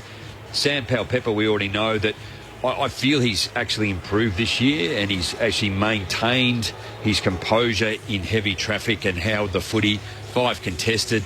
Bit stiff to lose the football through that disposal. He wasn't able to give it away as well. And, 5 clearances. So, big body, and he does the defensive work. I think Mitch Duncan is one I really enjoy his game and the way that he plays, continues to do. Reece Stanley, and look, the skipper for Geelong, he's had 7 disposals, 7 contested, 3 clearances, and sort of 3 score involvements, as we know that in big games he's right up the top. If you'd like to get in contact with us throughout the evening, the text line 0437 774 774. Jared in Watson in the ACT says, hey guys, loving your call, synced up with the TV coverage. Looks a good crowd too. Do we know about how many? Keep up the good work. At the moment, it's expected to be 26,500 fans. Just depends how many corporates they get, but definitely a sellout crowd for general admission. And Lennon Redmark says, the first mini quarter of the finals, 2-1. Please bring back the full-length game in 2021. Let's get a quick stats update at quarter time. Neil Cross. In terms of possessions, 65 apiece. In terms of marks, 18 to Port, 15 to Geelong. Campo mentioned about contested possessions being fairly close, +4 for Geelong, and Port with +3 for uncontested possessions. In terms of stoppages, clearances 10-8 in favour of Port Adelaide. It's two apiece out of the middle, and the stoppage clearances 8 to Port, 6 to Geelong. In terms of individuals, for the leaders, Port Adelaide, Houston, we've talked about him, Dan Houston with 5 possessions and 2 marks. Xavier Dersma with similar 5 possessions and 2 marks. Carl Amon and Sam Powell-Pepper with 5 each as well. And for the Cats, the veteran Joel Selwood leading the way with 7 possessions and a mark. Mitch Duncan, Atkins and Parfitt all with 5 apiece for the Cats. So Port Adelaide up by 3 points heading into the second term. The first qualifying final here at the Adelaide Oval. It's 2-1-13 to 1-4-10. The crowd eating it up at the moment, an enthralling contest on Grandstand AFL. Let's continue it as the second term gets underway. Stanley and Lysett in the ruck, and a nice clean bounce in the middle. Lysett tries to take it out of the contest, just dives onto the ball in the end, just taps it out towards Gray for the power, juggles and slips with the ball, eventually gets it towards Houston. Then Ebert can throw it on the boot out towards the eastern wing. Off the bounce, Burton did well to push it towards his advantage. Gathers under pressure from Ablett, eventually loses the ball though, brought down without it, no free kick. The Cats can regather through Selwood now inside the boundary line on that eastern side. The captain with the defensive hand pass finds Buse, shrugs the tackler and kicks up the eastern wing. heading towards the corridor. Knocked out of play from a contest. We'll get a boundary throw in true centre wing. Port up by 3 points to start this second quarter. You've just joined us. Yes, there's a big crowd here. And they're making lots of noise for the Power at the Adelaide Oval. Ball thrown in on the logo on centre wing. Lycett knocks it down. It's taken by Dangerfield. Kick smothered. Burne-Jones picks it up for the Power. Down towards half forward. Ball comes off the back on the ground. And players diving in everywhere. It's just inside the centre square at right half forward for the Power. And the umpire, Nick Foote, will come in and throw it up. Port Adelaide kicking to the northern end in this second term. Lycett taps it down looking for Boak. Trying to push it back to Gray. Dangerfield just puts his head over the ball. Does enough for the Cats. Buse through the centre square. Sells some candy. Then hand passes forward looking for Atkins. Ablett comes through to regather. Hand pass back to Buse, who kicks it errantly forward, straight into the lap of Rowan, who can kick to the top of the goal square. Hawkins leading out, takes it on the chest. 20 out from goal, tight angle to the right. Tom Hawkins a chance to kick his first. Just a footy win in the middle of the ground, wasn't it? It was a bit fumbly too by the Cats. Gary Ablett, we know that he doesn't need many touches, but as Tom Cleary is Gary Rowan's immediate opponent, I think he went to Stanley and then the random kick out of the middle just found an easy mark and to the advantage of Tom Hawkins. This is nothing McKenzie could do. The Coleman medalist with 42 goals for the year is looking for his first to kickstart his finals campaign. Starts from 40, kicks from 30. It's looking right. It's not coming home. Minor score for the Cats. Port Adelaide down to a 2-point lead. 2-1-13 to 1-5-11. Early stages of the second quarter on Grandstand AFL. Jonas brings the ball in, goes to Cleary short, and then he takes the mark and plays on out towards centre wing. And the back of the pack, Henderson gave it off to Dangerfield for the Cats. Down to half forward, Myers. Picks it up on the turn, goes to the goal face. And Hawkins didn't read it. McKenzie did. His direct opponent took a chest mark. Just drops it in short. Burton has it in the right back pocket for the Power. Kicks down the line to the leading Dersmo, who hand it back to him. Kicks up towards right half back. Putting a hand out, trying to regather it. Waiting there was Cleary. Eventually got it to Gray. The Power now through the eastern wing. Boat can hand pass over the top. Sitting underneath it. Waiting there was Motlop. Hand pass forward looking for Power Pepper. Couldn't pick it up cleanly. Rosie busting through. Just nudged it.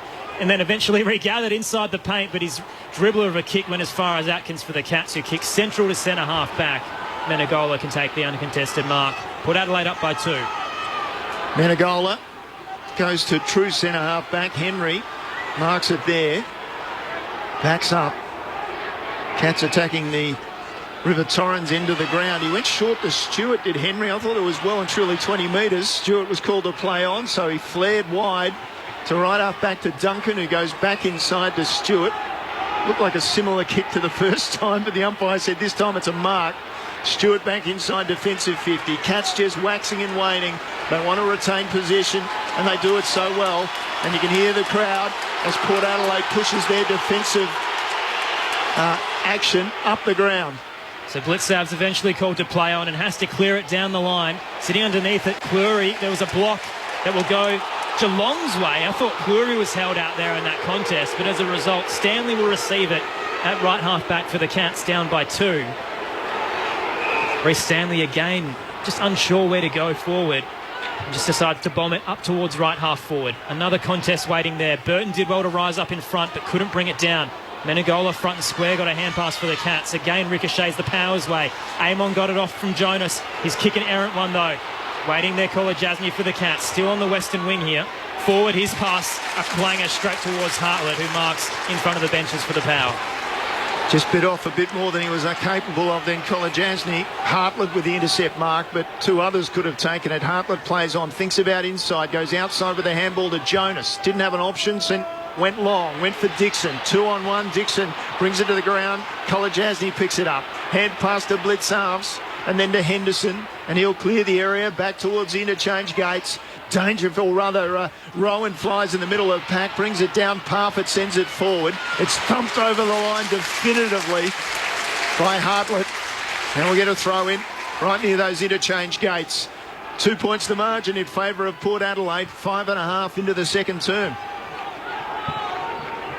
Aaron Bryans and Neil Cross with you alongside Scott Camporelli and Rod Jamieson from the boundary throw-in. Tapped to the advantage of Robbie Gray. Couldn't pick it up cleanly. Cam Guthrie could for the Cats. Hand pass close to the boundary line. Found Robbie Gray. Port Adelaide now looking for Sam Powell-Pepper. Blitzav's read it very well. Knocked it towards Menegola. Kicks around the body for the Cats. Bouncing towards right half forward. Another free kick will go Geelong's way. Gary Ablett to receive it. Really, Brandon Parfitt's bodywork too, just to be able to win the contest. One back there too. Really smart. Gary Ablett the same. Hamish Harlett is a good defender. Two-time Brownlow medal winner Gary Ablett. Umpires did him a favour there. Off he went by hand at Dangerfield. It goes 25 from goal. Pops it down. It comes out to Duncan. Over the head he goes with a hand pass. Byrne-Jones pushed as he tried to kick it. Comes back to Parfitt from Guthrie. Thought the ball was out. And his kick was smothered in any case. And now it is out over the line there in the right forward pocket. Isn't it great to have the power supporters here? There's another example too, just Brandon Parfitt, how smart he is. Composure in heavy traffic. Weaved and dodged 2 or 3 times, just miskicked. A North Adelaide product as well. Toss back in inside the Cats attacking 50. Hawkins took it out of the ruck. Hand pass out wide towards Tui. Shrugs the tackle, gets boot to ball, heads towards goal and rolls through on the line. Geelong have their second and take back the lead. They're up by 4 points, 2-5-17 to Port Adelaide's 2-1-13. 7-minute mark of the second quarter. James Coventry on the boundary. Todd Marshall came to the bench for the Power after starting on the ground. He's just coming back on. He had a long conversation with the doctors about his right shoulder, but he seems to be happy enough. I think he's going to be slightly restricted for the rest of the game. In any game, particularly in a big game now, like he's obviously had assistance by the doctor. You either stay on or you stay off. I don't want to hear from you for the rest of the night. We'll look at it after the game. Now get out there and do your job. Just another stoppage goal once again. Hawkins just pushed Lysette out of the way.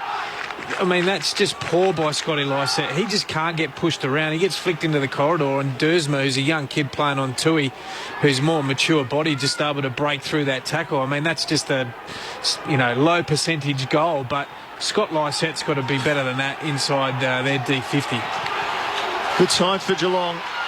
9 shots at goal from 11 inside 50, so 82% in that situation. The Power 4 shots from 11 entries inside, or 11 shots, 4 scores for inside 50. Cats away from the middle. It comes to Buse. He goes down to half forward. He was looking for Hawkins, sweeping across the front. A couple of defenders for Port. One of them in Byrne-Jones picks up the ball. Hawkins grabs him and muscles him over the line where the arc meets the boundary line, and we'll get a throw in. So Cats by 4 points. Now inside their attacking 50 as well. They've had the last 5 scoring shots, but only finished 1 major 4 behinds. Toss back in. Blitzhouse tapped it down out of the ruck for the Cats to Dalhouse. Defensive hand pass to Menegola. Then off towards O'Connor. Didn't know where to go. Head towards Henry under pressure in the centre square. Power players swarm him. They've got him. The ball comes out. No free kick, but it doesn't matter. Rockcliffe gets the hand pass to Marshall. Port Adelaide kick up towards right half forward. Marshall's kick was awful. Into open space. The only man there was Henderson. The Cats can regather. Henderson kicks to Tui, who then goes back to him inside the defensive 50 where he'll mark. Henderson takes his time. Cats have numbers on this side. Henderson, he gets himself in a bit of trouble, and then eventually he's able to just get a kick wide for Kolajasny. Called the play on. It wasn't 15, said the umpire. Kolajasny, who was backing up to take his kick over the line, was called to play on, and so it's a throw-in right on the arc of 50. That's ridiculous. That is clearly a mark. Ray's called him play on. I don't know why. Chris Scott not happy either. You could see him gesturing out of the coach's box. So from the boundary throw-in, tap down for the Cats, but went as far as Port Adelaide, just ricocheting close to the boundary. Rockcliffe applies a tackle on O'Connor, holds the ball up. Takes a while for Nick Foote to call for a ball up, and as a result, it will be tossed up in the scoreboard pocket. Currently Geelong up by 4 points. Here's the reset. Blitzavs taps it down straight to Dangerfield. Nice clearing kick for the Cats. Threw it on the boot. Hartlett sat underneath it, couldn't mark for the Power. Diving down Jonas, looked to pick it up for Port Adelaide. Was swarmed immediately. Ball's held up here. Still at right half forward for the Power. Eventually we'll get a ball up.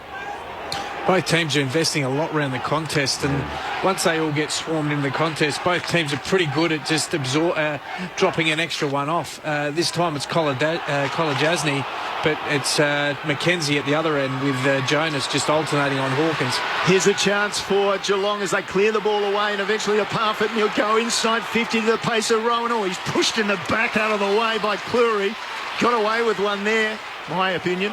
Burne-Jones outside 50 with his kick, half volleyed almost by Jonas, forced across the line by Ablett.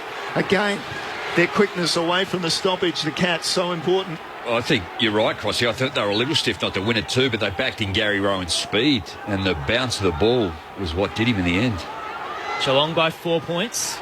Toss back in at left half forward for them. Sitting underneath it, Blitzavs tapped it down for the Cats. Then regathered it himself off the bounce. Faked a hand pass. He's getting through all the power players. Eventually got it under the boot under pressure. Bouncing into the left forward pocket. Just went past Hawkins. Jonas read it well at the back, but his kick was awful. Straight up. Not a lot of distance. Dersma rises, gets a fist to it. Knocks it out of play. Boundary throw-in, 40 out in the left forward pocket for the Cats. 6-1 inside 50s just in this quarter alone. Geelong all the football at the moment. Contested 22-12. Rod Jamison alongside Scott Camporelli, your experts on Grandstand AFL. Ball 25 around from the goal face for the Cats. Hawkins pushes his man away and then flipped a hand pass. Couldn't find Ablett, who was circling around. Ball on the ground now. Umpire comes in, says, give it to me. So go back 12 months, even that's almost a free to the player that's attacking the football. Port Adelaide slid in and have taken out Geelong's knees. Lycett tapped it down for Port and then regathered off the bounce. Clean hand pass to Dersma. Kicks it up the eastern wing. Dixon in a one-on-one. Just nudges Taylor underneath the ball.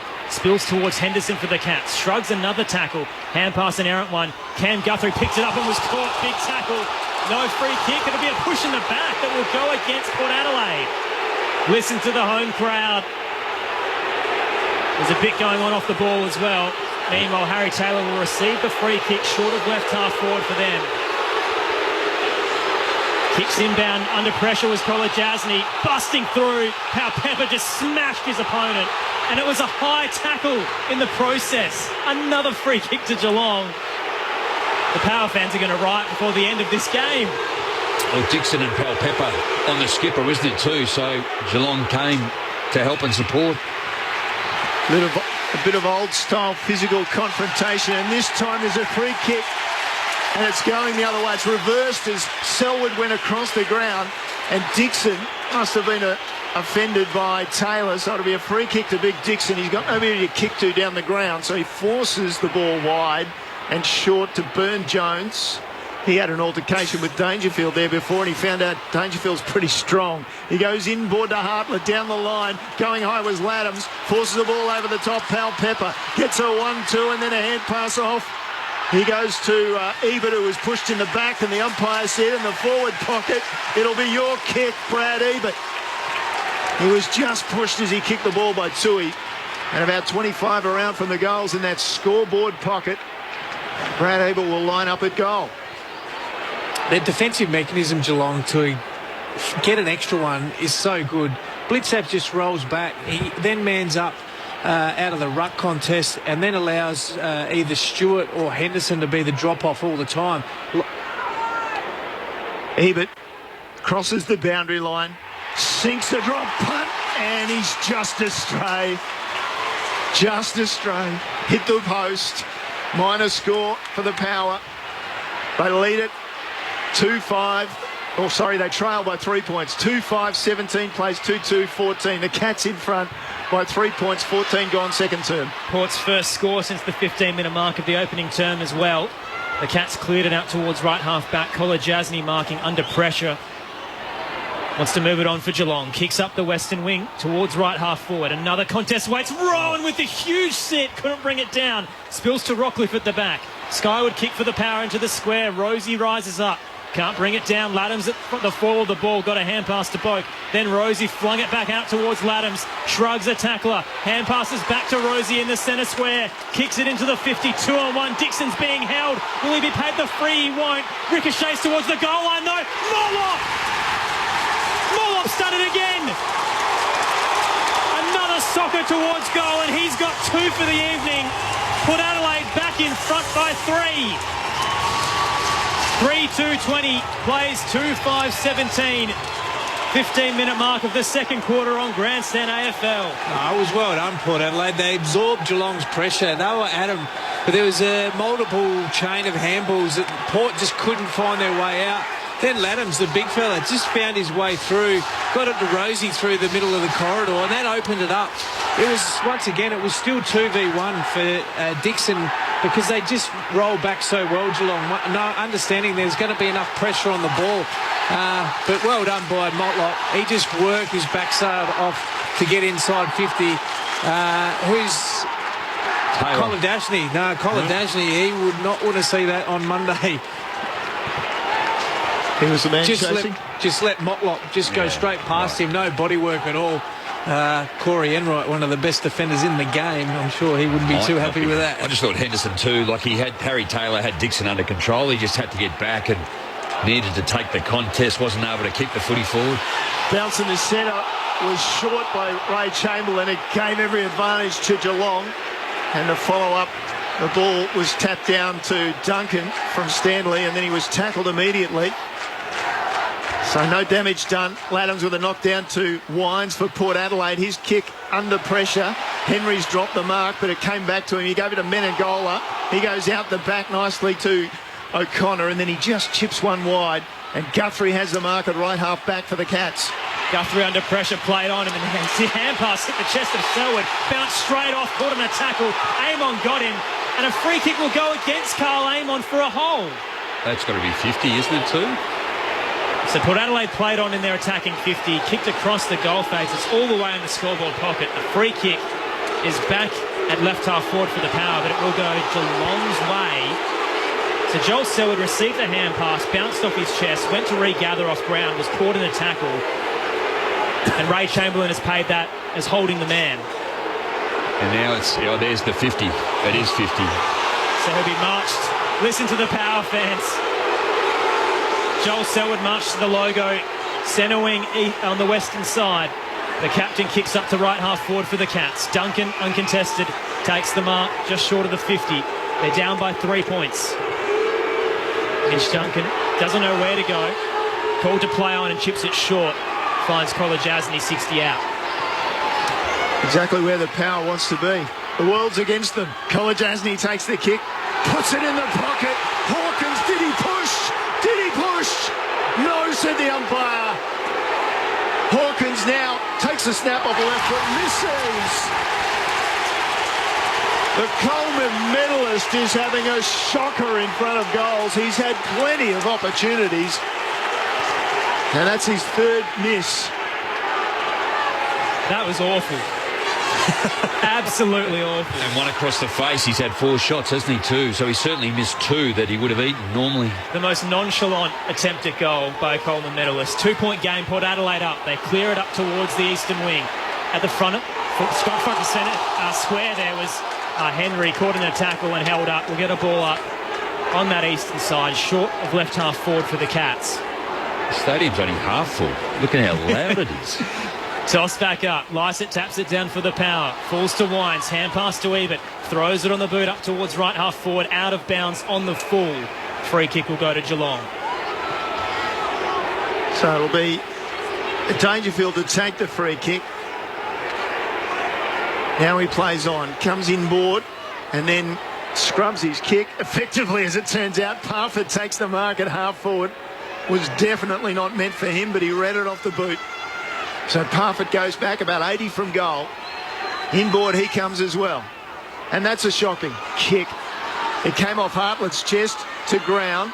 Port Adelaide can't get a clean disposal in there. Byrne-Jones couldn't get it out. Picked up by Ebert, gave a hand pass off. They're fighting on, and the ball's now secured. No, it's still bobbling around. So many numbers around the ball. It's in there somewhere, and they persist, Geelong. They get it out. It comes to Dangerfield. And he runs into Byrne-Jones and bumps him up, but he's tackled at the same time. And they're into him, Port Adelaide. Dangerfield's copping it. It'll be a free kick. Just trying to pick up which of the 5 players that went at Dangerfield is going to receive it. In the end, it'll be Robbie Gray. That was a monster hit. Well, he did what he had to do. He took the contest. Darcy Byrne-Jones, he cleaned up in, but Robbie Glave from behind did the work. So Gray kicks it up towards the eastern wing. At the front, Laddams tapped it down straight to Guthrie, then spear tackled him to ground. Ball held up. Another ball upcoming. He's going to have to come off Dangerfield. There's a big head clash. He's split straight up the forehead. There's a bit of aggression in this now. Port up by 2 points. Toss back up. Blitzav's tapped it down as far as Amon. Clear and kick for the Power. Hit the chest of Hughes for the Cats. He's at left half back. Hughes backs up, taking his time. 20 minutes into this second term. It's Port by 2 points. This is finals football on Grandstand AFL. Long goes the kick. Down to half forward, Blitzarves off the pack to Dangerfield. Dangerfield, Blood will not stop him. Across the centre square he goes and finds O'Connor. O'Connor at right half forward, hand pass outboard.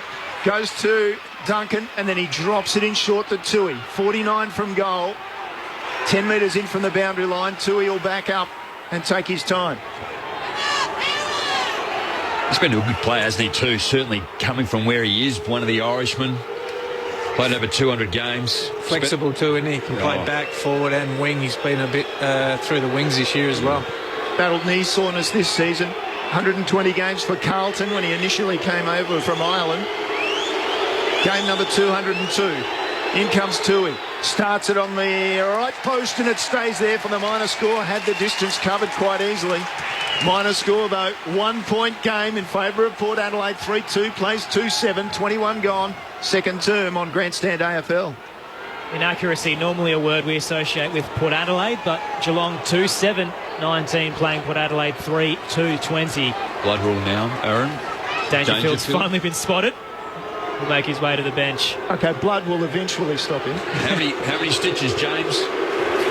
He was out on the ground for a fair while after that hit. The doctors here noticed it, as we did on the big screen, that it had been cut, but I think they were reluctant to go out to sort of draw attention to it. But he's coming to the bench now to get that patched up.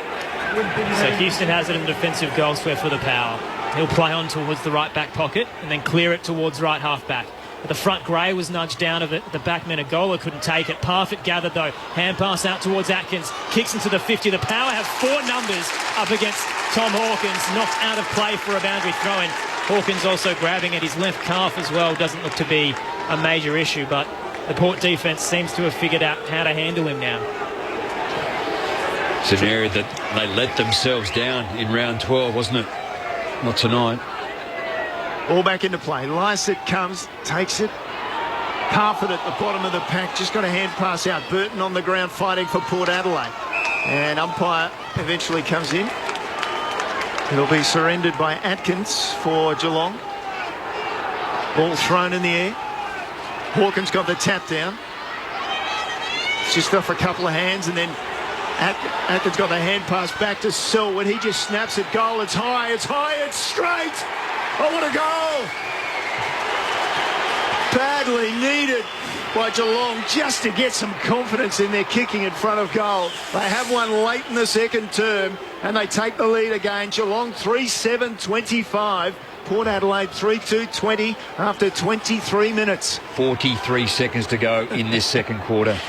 Kent would be livid, even though they've dominated the quarter, Geelong. What's that? 10-3 inside 50s for the quarter. They just, it's just one of those half goals again in finals. It's not pretty. It's just a hack forward under pressure that goes through. The good players make stuff happen, don't they? Colin Jasny's been great, hasn't he, too? They press down, they keep the football in their forward half, or they defend and cover the ground. We talk about a lot of sides that do it well, but Geelong do it well and have been doing it well for a long time. So Geelong with 8 of the last 10 scoring shots, now up by 5 points. Aaron Bryans and Neil Cross with you alongside Scott Camporelli and Rod Jamieson on Grandstand AFL. There's enough time for another major as we reset in the middle. Another flat bounce. Tap down for the Cats by Blitzavs, went as far as Rockcliffe. Kick, bounce towards Powell Pepper at left half forward. Shrugs away one tackler. Flicked a hand pass to Dersma. Off to Wines, who kicks into the 50. Ebert slipped and then recomposed himself. Took it on the chest, low to ground. He's 45 out. 45-degree angle left of centre. Just can't recall him having a lot of football tonight, but he certainly having his third shot on goal is Brad Ebert. 3 disposals in this second quarter. A chance for his first goal of the evening. The 30-year-old comes in, kicks on the siren from the paint of 50. It's looking straight. It's home. Port Adelaide take the lead at the major break by a single point off the boot of Brad Ebert. 4-2-26, plays 3-7-25. It's lived up to the billing. Main event level footy on Grandstand AFL. The goal kickers at half-time. All individuals for Port Adelaide, or rather 2 individuals for Port Adelaide, Pau Pepper and Ebert, and also to Charlie Dixon. Meanwhile, for Stephen Motlop, 2 for him. And then, meanwhile, for the Cats, individual goal kickers to Selwood, Tui and Reece Stanley. A tight opening half to kickstart the 2020 AFL Final Series. 26,500 in the house. On the text line on 0437 774 774, there's a lot of texters complaining about the umpiring tonight. You can hear the crowd boo them as they exit the field. Hasn't really favoured either side, but there's been some questionable decisions throughout the contest. And now we await to see what the second half will bring us in a 1-point game. Aaron Bryans and Neil Cross with you, your experts this evening, Scott Camporelli and Rod Jamieson. Well, just with the freeze, just on that, it's 9-10 in favour of Port Adelaide. So, look, maybe they've got a couple of them wrong, but it hasn't really made a difference. It's where you get them, mate, isn't it? That's why they go nuts. But in terms of the, at half-time, I mean, once again, it's an even game, bar Port have only been able to have 6 shots on goal out of 17 inside 50s, and Geelong have had 10, kicked 3 goals, 7, so they're less than efficient, which has been a strength for them all year. So that's finals footy, that's fine. They'd be more concerned that they're getting opportunities, so they've been able to do that. But in terms of the effort indicators, contested possession, Geelong were up by 12. They had a bit better quarter than Port that quarter. And the pleasing thing, I think, from Ken's point of view is Geelong have only had 33 marks, so they've been able to shut that part of their game down, and it's been more of a contested type game so far. So both coaches would be reasonably happy going into half-time. Both sides with their defensive work, when a player's got it, they are at them. It's coming from all directions as well, so there is no time. Just don't know what the conditions are in terms of, we'll ask James that as to how dewy they are, but there is some fumbling. But it's obviously the team that's going to be the cleanest with their first possession and their possession, how they use, of course, and how quickly they move it. But I think from Tom Hawkins' perspective, 4 shots on goal, 0-3. That's probably to half-time. You have to be critical at this time. That's the most disappointing at the minute. 2 were really tough. That third one that he had on, that should have been an absolute Monty, and even the second one that he had a shot on goal too. But I guess Port Adelaide's defence has worked really well and really hard tonight to be able to, they know where they're going, and they've been able to get their multiple players across to him. And then when you have a look at a couple of players in, I guess, Menegola on the wing, he hasn't had much of the football. He's normally prolific with the way that he uses the football, and they rely on him to carry. Brian Myers has only had the 2 disposals, so the smaller brigade of Geelong haven't really had an impact.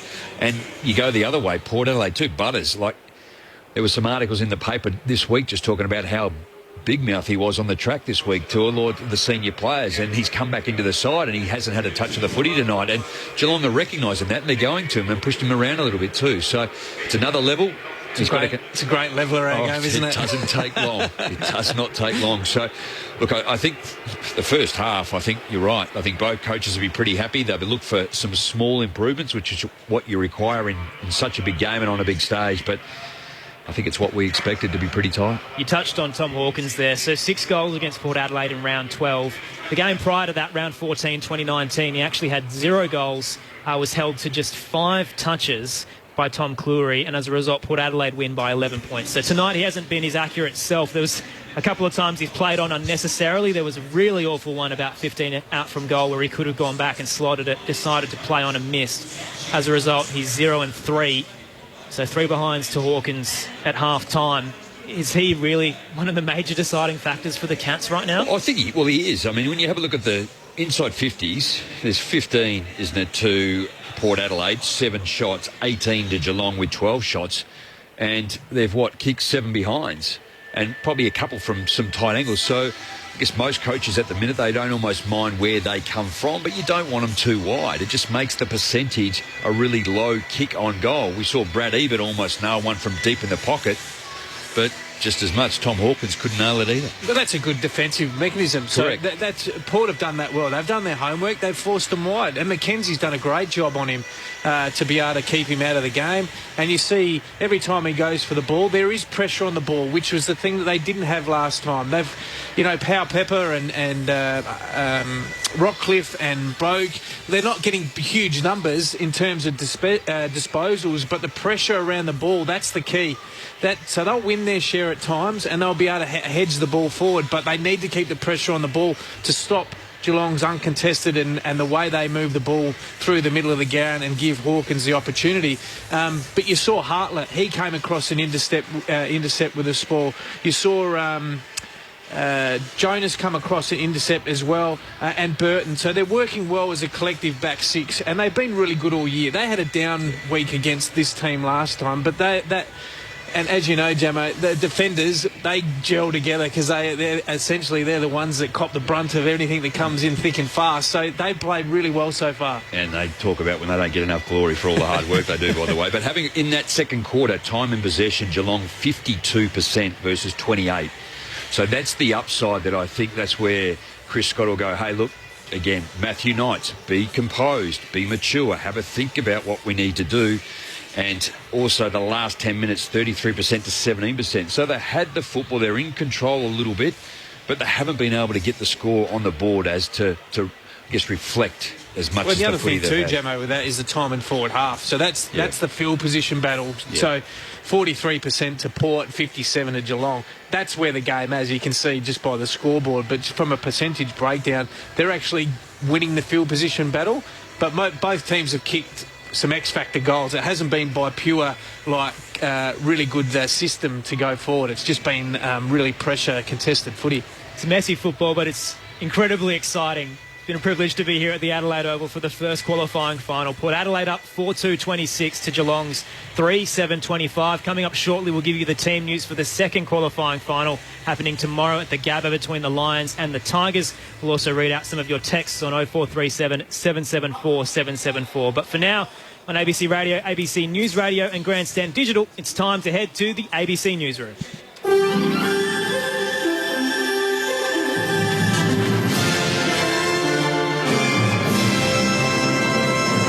Tim Wharton with ABC News. The Royal Commission into Aged Care has called for immediate funding to ensure adequate staff are in place for families to visit loved ones in residential facilities. Andrew Green reports from Parliament House. The Commission has fast-tracked an interim COVID-19 report recommending infection control experts be deployed to all aged care homes. It found some preparations for coronavirus outbreaks were insufficient and there was no specific pandemic plan for the sector.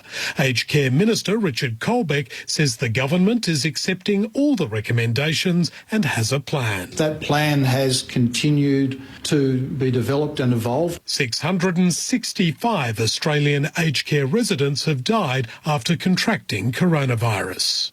The Victorian Premier says he's confident the lessons have been learned from the government's hotel quarantine program after hotel workers in Melbourne were stood down mid-shift. Leanne Wong reports. Spotless cleaning staff were subcontracted by Alfred Health to clean Melbourne quarantine hotels, but workers were also being used to conduct patrols and infection control compliance checks. Yesterday, the staff at the Novotel Melbourne South Wharf Hotel were replaced by police, but the Premier, Daniel Andrews, has stood by the program. I'm confident that the arrangements we have in place are vastly different to those which we have all become very well aware of through the work of the board. Alfred Health has denied Spotless staff were employed in security roles. The West Australian Premier, Mark McGowan, says he's confident the quarantine measures put in place at a Port Adelaide hotel are enough to prevent COVID-19 spreading into the community. Mr McGowan has travelled to the Pilbara town after an outbreak of the virus on a bulk carrier off the coast. 10 of the 12 crew quarantining inside the hotel have tested positive for COVID-19, while another 7 crew still on board the vessel also have the virus. Mr McGowan says he inspected the security measures at the hotel and is satisfied they're sufficient. The fencing, the security, all of the arrangements in place, I think are first class, and we're obviously doing our best to protect people. The stevedoring company Patrick says a backlog of shipping containers can be cleared after the Maritime Union suspended industrial action. The union has been locked in pay negotiations with Patrick for the past 2 days. The company says it could take months for ports to return to normal, but a container of diabetes medication will be unloaded at Port Botany tonight. Union spokesman Paul Garrett says claims by Patrick and the Prime Minister that boxes of medical supplies have been held up are wrong. What you see today is the MUA in a position what we offered weeks ago, and to suspend action to get on with negotiations. And that was a position that Patrick's refused. Union bosses say they're angry with the Industrial Relations Commission's decision to increase New South Wales public sector wages by 0.3%. They're usually eligible for a 2.5% pay increase. The ruling comes after the state government moved to freeze public servant wages for 1 year due to the economic impact of COVID-19. Mark Morey from Unions New South Wales says the decision is unfair. It is a disgrace, and I feel sorry for every public sector worker today who has got this kick in the guts. They will continue to work because they are professional. But their employer has said to them today, we do not value you. Police have made several arrests while attempting to disperse pro-democracy protesters in Hong Kong. Mazoe Ford has the details. Hundreds of police flooded Hong Kong's Causeway Bay shopping precinct as protesters gathered. Officers searched dozens of people and cordoned off areas while warning people not to linger. Some demonstrators who were arrested were taken away on a bus. Others were sent away from the area, including a teenager playing protest songs on a flute and a man dressed in black and carrying a yellow balloon, colours associated with the pro-democracy movement. China is celebrating its National Day, but some Hong Kongers say it's not a celebration, with Beijing increasingly cracking down on their freedoms. US Democrat presidential nominee Joe Biden has used an open-air rally in the swing state of Pennsylvania to renew his attack on President Donald Trump. He called comments by Mr Trump about his family during their rowdy televised debate despicable. He called Mr Trump a self-entitled, self-serving president who thinks everything is about him. He thinks that if he just yells louder and louder, throws out lie after lie after lie, he'll get his way. He thinks we'll forget. Well, he picked the wrong guy. And the United States has narrowly avoided another government shutdown after President Donald Trump signed a stopgap funding bill. The White House says the measure will keep the federal government open until December the 11th. Mr Trump signed the measure into law shortly after government funding ran out at midnight. You're up to date with the latest in ABC News. The ABC is Australia's most trusted news source. And right now, it's more important than ever to know the story. We can do it, but we have to live very, very differently. I needed to quarantine myself with small children in a shared bathroom. Breaking news from your city, your suburb, your town. On ABC TV, ABC News Online, and right here on ABC Radio. This should highlight to all Australians how serious this is. Know the story with ABC News. The 2020 AFL Finals Series. On ABC Radio and on Grandstand Digital. Toss back in inside the Cats attacking 50. Hawkins took it out of the ruck. Hand pass out wide towards Tui. Shrugs the tackle, gets boot to ball, heads towards goal and rolls through on the line. Geelong have their second and take back the lead. Back to Rosie in the centre square. Kicks it into the 50. 2-on-1. Dixon's being held. Will he be paid the free? He won't. Ricochets towards the goal line though. Morlop's done it again. Another soccer towards goal, and he's got 2 for the evening. And they've got the hand pass back to Selwood. He just snaps at goal. It's high, it's straight. Oh, what a goal. Badly needed by Geelong just to get some confidence in their kicking in front of goal. They have one late in the second term, and they take the lead again. Off to Wines, who kicks into the 50. Ebert slipped and then recomposed himself. Took it on the chest, low to ground. He's 45 out. 45-degree angle left of centre. The 30-year-old comes in, kicks on the siren from the paint of 50. It's looking straight. It's home. Port Adelaide take the lead at the major break by a single point off the boot of Brad Ebert. The 2020 AFL Finals Series. On ABC Radio and on Grandstand Digital. A great start to the 2020 AFL Finals Series here at the Adelaide Oval. Port Adelaide up by a single point, 4-2-26 to 3-7-25. An enthralling contest. Geelong had all the momentum in that second quarter. They had 8 of the last 11 scoring shots but could not convert, so 3 and 7 at half-time. Tom Hawkins, the main offender, with 3 behinds from a couple of set shots. Port Adelaide with the minor lead, 1 point at the major break. And what is set to be a thrilling conclusion to the first qualifying final. Aaron Bryans and Neil Cross with you alongside Carlton Premiership player Scott Camporelli, Adelaide Crows Premiership player Rod Jamieson and James Coventry on the boundary. Tomorrow night, the second qualifying final on Grandstand AFL between the Lions and Richmond at the Gabba. We with Quentin Hull, Brett Sprigg, Lauren Arnell and Brad Sewell. Our coverage begins for Victoria and Tasmania at 7:05. Everyone else will join at 7:30 Eastern. Big game for both those clubs. Richmond with a ton of history against the Lions. They've had all the momentum, all the wins over the past few years. They've made 2 changes. Richmond, Prestia and Bolton in. Ross and Caddy out, both omitted. So Dion Prestia's first game since round 5, having 2 ankle surgeries, and Shai Bolton back after a caught calf. 2 changes for the Lions. So Harris Andrews returns after a hamstring injury. Jared Berry in as well. The 2 omissions, Cam Ellis-Yeoman and Jack Payne. So a big match-up tomorrow night at the Gabba as at the AFL Finals Series continues on Grandstand AFL. The text line tonight, 0437 774 774. Few texts throughout that second quarter. Firstly, Julianne, who's a Port supporter, says, listening here in Melbourne, sound of the TV down, loving the call and expert comments from Jamo and Campo. An unnamed texter says, hi Aaron and the team, what's the atmosphere like missing the footy here in Melbourne? I hate to say it, don't want to rub it in too much, but the atmosphere is amazing here at the Adelaide Oval. 26,500 fans expected in what is a sellout crowd. And they've been incredibly vocal. We've had a couple of interesting umpiring decisions, and they've been right into it from the get-go. We'll see if they can guide the power home at home in the qualifying final. Also on the text line, Rob says, why does Ray Chamberlain think he should be involved in the game? He's never been a particularly good umpire. There has been a lot of questionable decisions, not entirely from Razor Ray, but from the entire commentary team, from the entire umpiring team as a whole. Also on the text line, Mike says, Ripper Call boys, you get the feeling if the Cats can clean up just a little, then they may break away. All on Port Adelaide now to keep it scrappy. Completely agree with you, Mike. As you can see from the scoreline, 3-7-25 to 4-2-26. Geelong have had their chances and haven't taken advantage of them. And the question is now, Campo and Jamo, what do Port Adelaide need to do to make sure, even though they're up by a point, they really haven't had the momentum? So what do they need to do in the second half? What do they need to amend in the second half to make sure that they stay in front? Because Geelong definitely have had more opportunities. They're just not capitalised. For me, Aaron, they need to get back into work, get their hands dirty. The numbers are just starting to creep out in terms of ground ball and contested possession and the uncontested possession. Geelong pride themselves on all those 3 areas, and Port do as well. And when Port haven't quite got the job done, those numbers have been the issue for them in those games. So they correlate to inside 50s, which is why Geelong are actually in front at this point in time.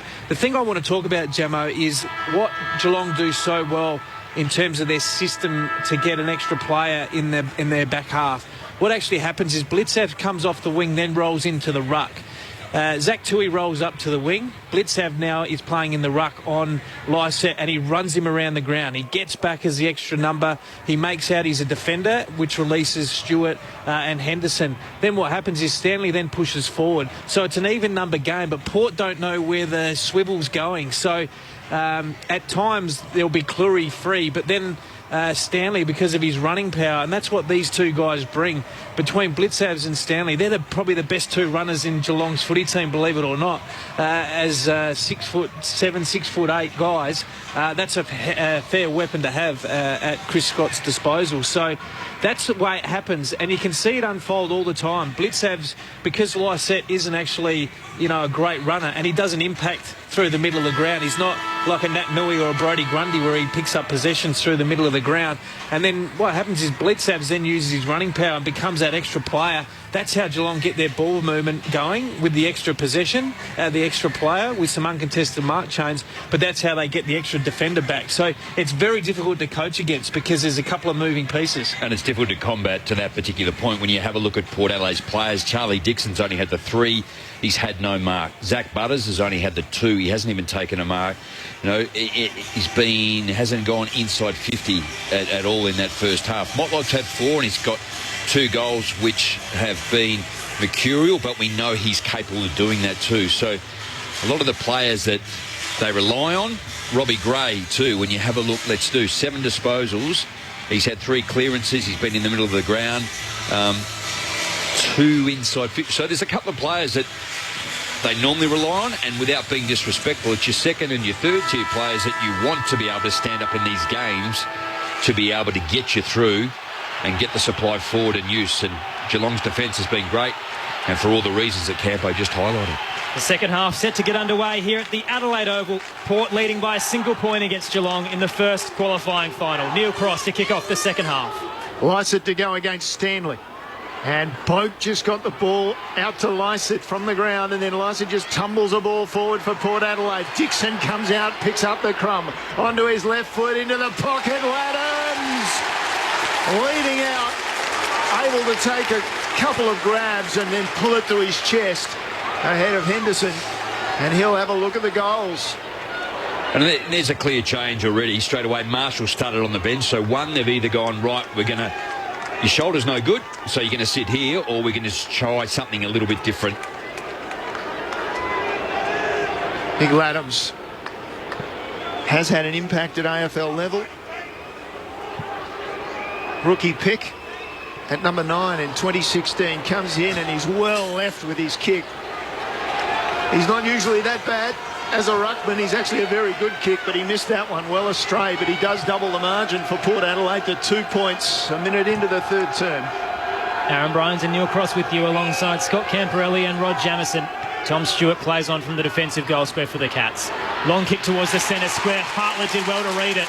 Takes the intercept mark on the chest. Wants to play on quickly. Kick was smothered by Hawkins, who came across. Falls towards Tui for the Cats. Hand pass out towards Dangerfield, then Guthrie. They're away on the eastern wing. Duncan runs towards the logo, then kicks it short. Finds Rowan leading out on the chest.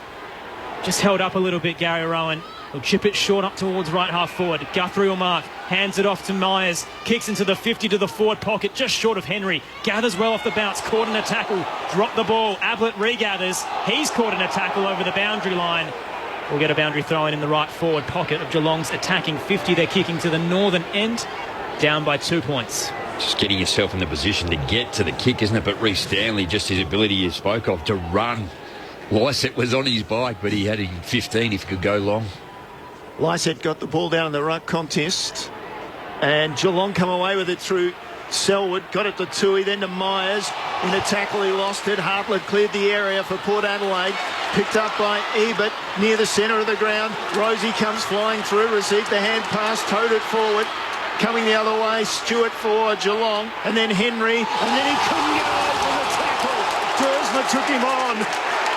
Play on advantage to Port Adelaide. Robbie Gray, free at half forward, inside 50, running hard and taking the mark is Rosie.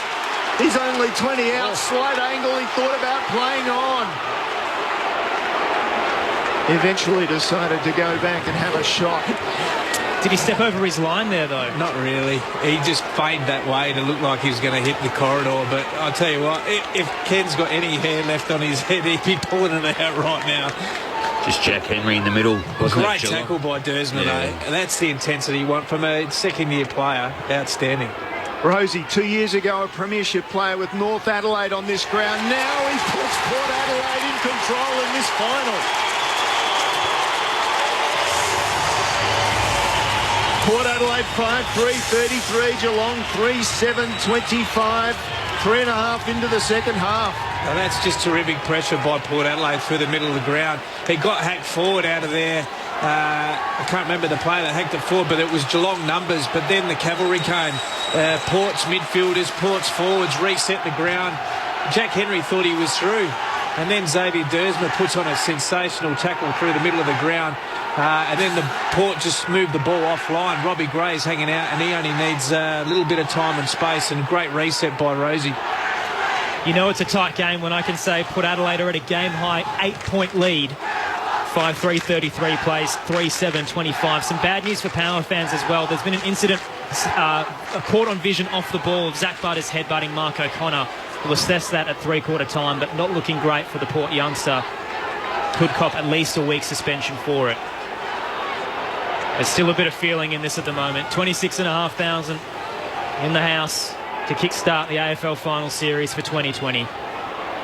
Flat bounce again in the middle. Lysett tapped it down for the Power. Stanley socket it forward, pinballing straight off the boot of Burn-Jones. It's ricocheting through the centre square, back and forth. Eventually Dangerfield has it for Geelong. His hand pass, an errant one. Rockcliffe picks it up off the bounce, kicks into the 50. 2-on-2 waiting there. Went over the pack. Dixon at the fall of the ball. Laddams as well.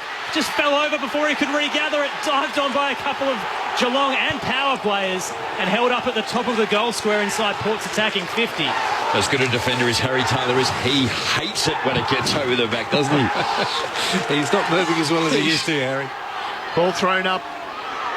Henderson had it driven into the ground. Umpire called play on. Rockcliffe was ruled not to have offended.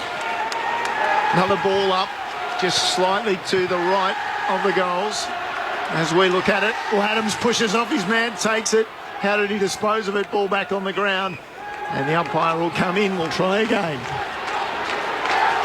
So about 10 out, straight in front of the Power goal. They're currently leading by 8 points. What's Robbie Gray here, Aaron? Robbie Gray, he's the one. Unfortunately, it wasn't Laddams that tapped it down to Gray, though. So Blitzav's got it towards Henry, then cleared the kick for Geelong up towards left half back. Hartlett picked it up off the bounce, though. Hand pass towards Burn-Jones. Ugly kick off the side of the boot, out of bounds on the full.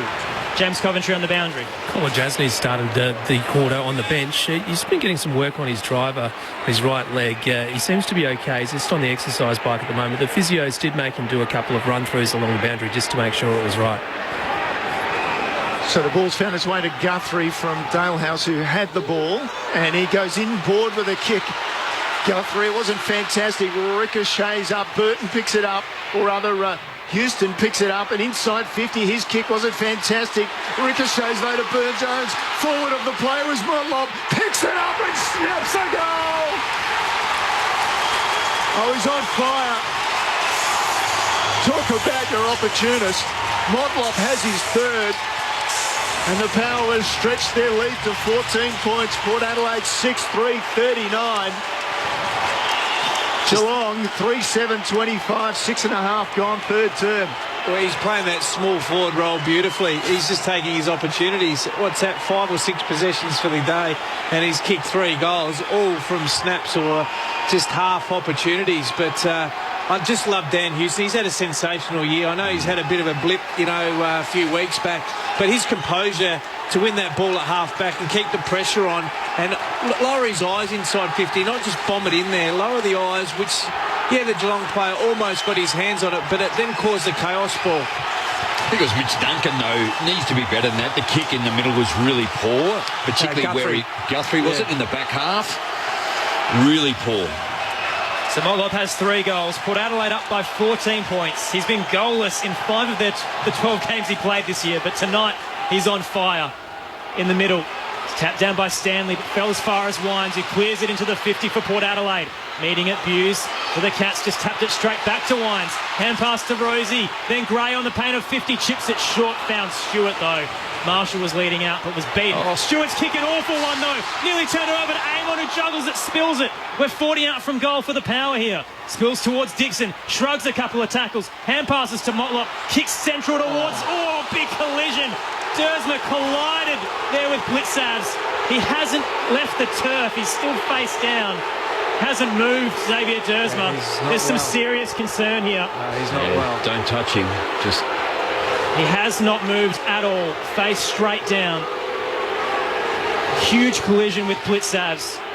Both coming separate ways, colliding as they tried to take the mark. I think Blitzavs was just protecting, wasn't it? Might have been. Both eyes for the ball. Dersma was coming back with the flight, and unfortunately, Blitzavs, he's a big unit, but great courage from the young man. I mean, that's what I guess the Port Adelaide tradition, the supporters would love that. Yeah, they've lost a player probably for the rest of the quarter, but he's had a real influence this quarter from a second-year player. Looks like it might be for the rest of the game, Campo.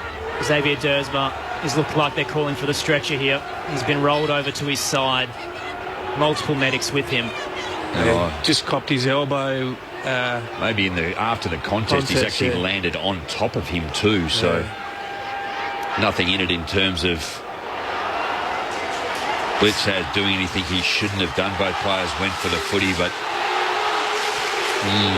suddenly Port Adelaide really need to win tonight to get that home preliminary final and a week off, because Zach Butters could be getting suspended for a headbutt, and now Xavier Dersma might be missing as well. He's gotten up, refused the stretcher. The cut has done a full 180 and left the field. Will be carried off instead, Xavier Dersma. They've just got the momentum at the moment, Port, haven't they? You just feel like the game's just turned into their favour. That will only G him up too. The power players come from everywhere to send him off in good spirits, but Xavier Dersma is unlikely for the rest of this game. Well, he's going to take 20 minutes, isn't he, on the side? They'll do the test. That'll see out the third quarter, and he's no chance. Halfway to the last, so he's no chance, Joe. So it'll take a while to get Xavier Dersma off the ground. Meanwhile, the ball will be given, I think it looks like it'll be to Geelong in defensive 50 towards Blitzavs. Well, he was from the mark. From the mark, so Charlie Dixon will stand the mark there. Port Adelaide up by 14 points midway through this third term as Xavier Dersma makes his way off the ground. One man down now, midfield rotations. Let's change a few things. Well, he's a wing rotation, so they can use Motlop up through there, so they won't lose too much. Blitzavs plays on, goes to the eastern side of the ground and long. Ball off hands and knocked over the boundary line by Cleary, who goes back and has words with Hawkins. And believe me, the power players are into Hawkins as he runs back to half forward. We're going to get a throw in at right half back for the Cats. There's been so much feeling in this crossy throughout the entire evening. Lysett tapped it down, went as far as Ebert. Hand passed off to Boak under pressure, caught on the tackle, got the disposal away. Still held up on the eastern side, heavily congested. Hartlett brought down. Eventually we'll get a ball up, and the tackle from Atkins was pretty aggressive as well. There's so much feeling in this game. Port up by 14. A lot to play for, of course. A spot in a preliminary final. From the ground, Cats have numbers. Atkins picks it up. Burton has him. Ball to ground again. Logo on centre wing. Butters just gets a tumble kick out of there in the direction of Motlop. Comes from behind. Just shoved his man under the ball and took the mark. Inside 50, he goes with a kick. Looking for Laddams. Falls over the back. Dixon now battling against three. And then he makes a tackle. And you can hear the power fans. They are rampant at the moment. 14 the margin in favour of Port Adelaide at the 12-minute mark of the third term. Toss back up left forward pocket. Neither ruck got a tap to it. Ricochet over the boundary line for a boundary throw. And the reason the power fans are getting so animated is they're not happy with the treatment Dixon is receiving inside their attacking 50. Well, I'd balance that out saying they're not happy with anything. I could balance it out and say that Port Adelaide are into Hawkins as well. Even remotely Geelong's way, or certainly Port Adelaide's way, they feel. From the ruck contest, Laddams took it, hands it off towards Butters. Then Motlop kicks it towards the top of the goal square. Marshall fisted it down. Dixon was there, as was Boak. Ricochet to him, threw it on the boot, straight through for a minus score on the right-hand side. Just can't get his hand above his shoulder, Marshall Kenny, so he's doing his best. He's going to have to find a way. An AC injury early in the first quarter. Todd Marshall continues to play. Port Adelaide up by 15. 7 inside 50s to 1 so far, halfway through this third quarter, in favour of Port. Geelong without a score in this second half thus far. Henderson took a mark. Down the line he goes on this eastern side of the ground. Jonas, the skipper. Rowan came late, and now he's having an altercation, shall we say, with Lysett as he stands on the mark. Jonas takes his time, called to play on. Goes long, looking for Dixon. Numbers come at him. Ball comes to the front, Rockcliffe just tumbles the ball inside 50 high. Laddams goes for it. Ball comes to ground, and into the pocket it goes. Comes to Henderson off the ground. He gave it to Menegola, and then he gave it to Guthrie, and they were all under pressure, and Guthrie slammed into the turf. Tackle made by Marshall. He can't get his hand above his head, but he can get it around in a tackle.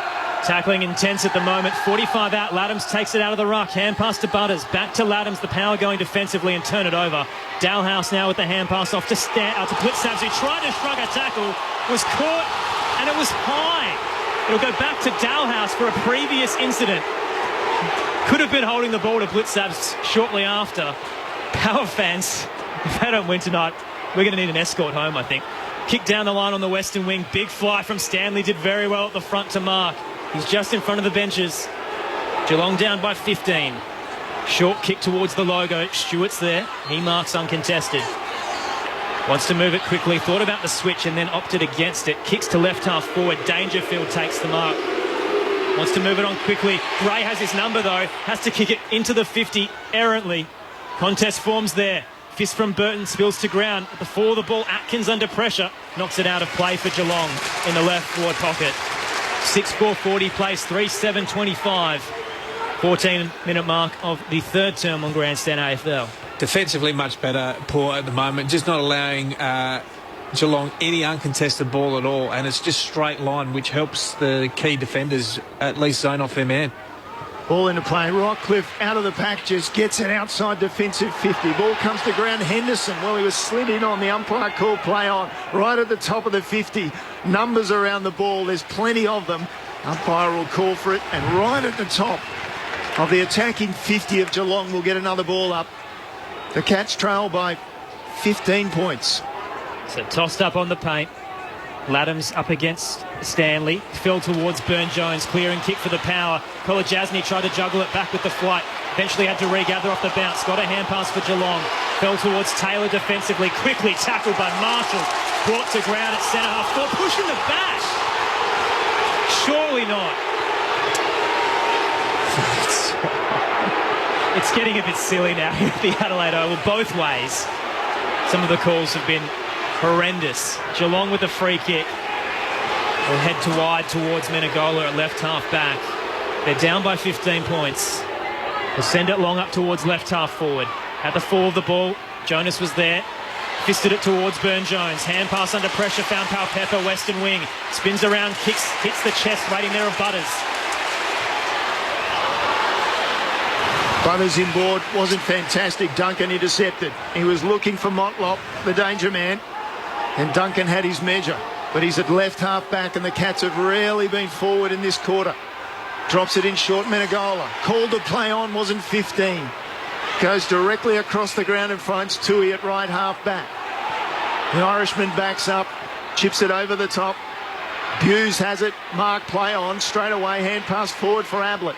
Inside 50, he goes with a kick.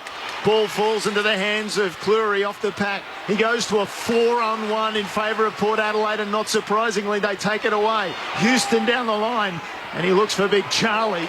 Ball's knocked over as Charlie approaches the fence and just jumps into the crowd, says, "Hi folks, hope you're enjoying what we're doing." And they are. Power lead it by 15 points on Grandstand AFL. How's that for entertainment? Charlie leaping over the fence. He's a man of the people, Charlie Dixon. Wrong people, though. There's a heap of Geelong supporters. It was true on centre wing on the eastern side. So from that ruck contest, Hartlett for the Power gets it off towards Pepper. Big collision off ball, meanwhile, with Hartlett. Clearing kick for the Power down the eastern wing. Fell towards Wines, then Boak, and now Gray. He can run to left half forward. Hand pass inbound to Ebert. Kicks into the 50 for Port Adelaide. Another 2-on-2. Knocked off the ball was Rosie and won't receive the free kick. Henry took the intercept mark. Kicks it short to centre half back to Duncan. Duncan goes through the middle. Slipped there by Selwood. Allows Laddams to take possession. Long kick. Looking for Marshall. Ball comes to the front. Henry fumbles. Ball on the ground again. Dixon picks it up. Hand pass out. And then they couldn't get the kick away. Yes, they can now. Ebert picks it up. Got a rebound after the initial kick was smothered. And he puts it through for another goal. The Power, well, they're charging now. 7-4-46. Geelong 3-7-25. 18 and a half minutes into the third term. They seem unstoppable, the home team. Well, they've had 5 intercepts through their attacking mid-area. That's the best and most efficient part to turn the ball over. They've kicked 2 goals from there. Both times Geelong looked like they're out, and then either that time there they slipped over. The other time was a poor kick inside in there, and Porter punished them both times. That's what good teams do, particularly at this level, at this time of the year. You give any team an opportunity through the attacking mid to turn over in that area with a low-density forward line. Really well done by Port Adelaide. And Charlie Dixon win a ground ball through that part of the ground. And Ebert just to push hard forward to give the extra number around that contest was the difference. Mark O'Connor, great smother initially. Just the ball went loose after that. Port Adelaide were able to finish off. Geelong haven't scored in the third term. Port up by 21. From the middle, they get the clearance. Dangerfield kicks into the 50. Hartlett overshot the bounce. Atkins was there for Geelong. Hand pass looking for Parfitt. Didn't reach him. Is held up 40 out from goal. Will get a ball up. So 7-4-46 place, 3-7-25. James Coventry on the boundary. Henderson's just come back on for Geelong after getting some work on his left calf for the last few minutes. And for Port, as expected, Dersma out of the game. He's sitting on the back of the bench with his tracksuit on. Good signs, though. He's alert and been conversing with the rest of the team. Ball comes out of the stoppage. Hughes will send it back in for Geelong, taking the mark between centre wing and half forward for Geelong. Eastern side of the ground. They're attacking the Cathedral end. Hughes goes high into the pocket. Dangerfield perhaps the target. It falls for Ablett, and his hand pass smothered over the line, about 40 metres or so around from the goal face. It's been hard work. It's near impossible work for Geelong in this quarter. They dominated the second term but couldn't convert, and now they're struggling in the third. Toss back in scoreboard pocket. Out of the ruck contest, Hawkins took it, spins around and kicks into the 50 again, bouncing in front of Dalhouse, leading out to meet at Parfitt, spun away from the tackler, 45 out, ducks, weaves, sells some candy, eventually kicks towards home, too far left. Minus score for the Cats, down to a 20-point lead for Port Adelaide, 7-4-46 to 3-8-26. Time in forward half, 68% Port Adelaide, 32 Geelong. Turned it on its head, haven't they? And what Port are doing well as well is they're winning the clearance battle, but they're also smashing on the ground. The ground ball battle and the scramble, which Geelong rate themselves really highly. Port are on top there too. Port through Mackenzie, wide towards the eastern side of the ground. Kick out of the pack, eventually Menegola gave it to Henderson, almost pulled down in the tackle, had the errant hand pass forward. Lysett picks it up, his hand pass forward to Rockcliffe, then Butters, and then down the line he goes to Boak, and then Boak inside 50. Wasn't good enough to find Rosie, or he wasn't good enough to pull it in. Geelong will come away through Taylor, and then he gave it to Stewart, and under pressure he just had to hook the ball out of the area. Rockcliffe late was knocked over. Parfitt took it away, gave it to Colin Jasny, and the ball was smothered over the line. Butters inspired in this quarter after virtually not touching the ball in the opening half. We'll get a throw in out right half, left half forward for Port. 6 disposals in this quarter, Crossy. Zach Butters. Rosie had to be better there. He had to take that one. Port were out there. That's an easy uncontested mark. Port by 20 points. Toss back in. Lysett taps it down at left half forward for them. Doesn't go too far. Rockcliffe has to apply a tackle. Ricochets towards Cam Guthrie for Geelong. Is pushed out of play. Another boundary throw-in coming. James Coventry on the boundary. Looks like Port's temporarily down to 2 on the bench. Todd Marshall's gone back down to the rooms. Might be the same issue, that right shoulder. Power fans more than happy with this quarter. Off the ruck contest, Boak almost had it. Blitzart's picked it up. Errant hand pass forward, just onto the ground. Found its way eventually to Ablett, got rid of his man, couldn't get back to the ball, goes over the boundary line on centre wing. He's had a quiet night, Gaz, hasn't he? Yes. Hasn't really had any influence on the game at all. Dan Houston done a really good job. 7. This quarter, 19-11 in favour of Port. They've really nailed them when they have tackled. 7 touches for Ablett, but not too efficient. Boak from the ruck contest. Hand pass out towards Wines. Hit the chest of Rosie again. Couldn't take it under pressure. We're at left half forward now for the Power. Lysett dives in. Did enough to tap it to Rockcliffe. Then Wines can kick it towards the 50. Dixon's one-on-one with Taylor. Nearly took it. Taylor did enough to get it to ground and knock it out of play for a boundary throw-in. Good effort from the Geelong veteran. Will be tossed back in on the paint of 50 in the left forward pocket. I don't mind. There's a free kick that's going Port Adelaide's way by the looks of things. They're suggesting it might have been on the full. Yeah. The Power fans don't sound happy either, considering they might be just about to receive the free kick. That's what we said earlier. Umpires flooding from everywhere asking what's going on. None of them seem to have an idea. The Power players are right into Razor Ray. It's going to be a boundary throw in at left half forward. I wonder if he wears earplugs. Quickly tossed back in. Lysett taps it down as far as Dalhouse. Clearing kick for Geelong. Only hits the chest of Hartlett. They would, because they have the score review umpire as well. Had a quick look. It did bounce before the line or on the line and then over, so it wasn't out on the full. Hartlett puts it inside 50. Comes to the ground in front of Dixon, but it's wide out, and eventually Guthrie carries it over the line for Geelong. 30 metres around from the goal face. Port Adelaide have attacked so well in this quarter. They've kicked 3 goals to 1 point in this term and have taken control of the match. Ball back into play. Ablett off the pack. Taps it down for the Power. Menegola was there. Clearing kick went as far as Hartlett, though. Hit him on the chest at left half forward. So Port up by 20 points. Using so much energy this quarter, aren't they? Geelong just in defence, just trying to hang on. Hartlett with a long kick into the 50 towards the left forward pocket. Rising up, Stewart did well to fist it to ground towards Atkins for Geelong. Caught in a tackle by Rosie, brought to ground as well. Ball upcoming in the left forward pocket, 40 out. James Coventry on the boundary. The doctor's out with Joel Selwood there in the middle of the ground. Looks like he's got a dislocated finger. He's been trying to get it back in for a little while now. Ball off the right contest. Henry clears the area. Was taken high after he kicked it, ruled the umpire. I think it was in the act of kicking, but anyway, Parfitt will take the free kick just outside defensive 50 for Geelong. I know they like to hang on to it here, but they need to just get it out of the space, don't they, and get it down the line. Now, my impression was they wanted to keep possession there, Jamo. He's forced to kick down the line, Parfitt, and a big strong mark taken by Hartlett. Maybe pick a better option. On the logo on centre wing. Well, he's had 3 intercept marks in the last probably 2 minutes, Hartlett. So the Power have it at left half forward. Boak, the central kick finds Burton. Still about 70, 75 out. Unsure of what to do. Eventually just loads up into the 50. Leading out, Dixon juggled it, couldn't bring it down under pressure. Spills towards Wines. He couldn't get a clear disposal either. Big contest, sliding in.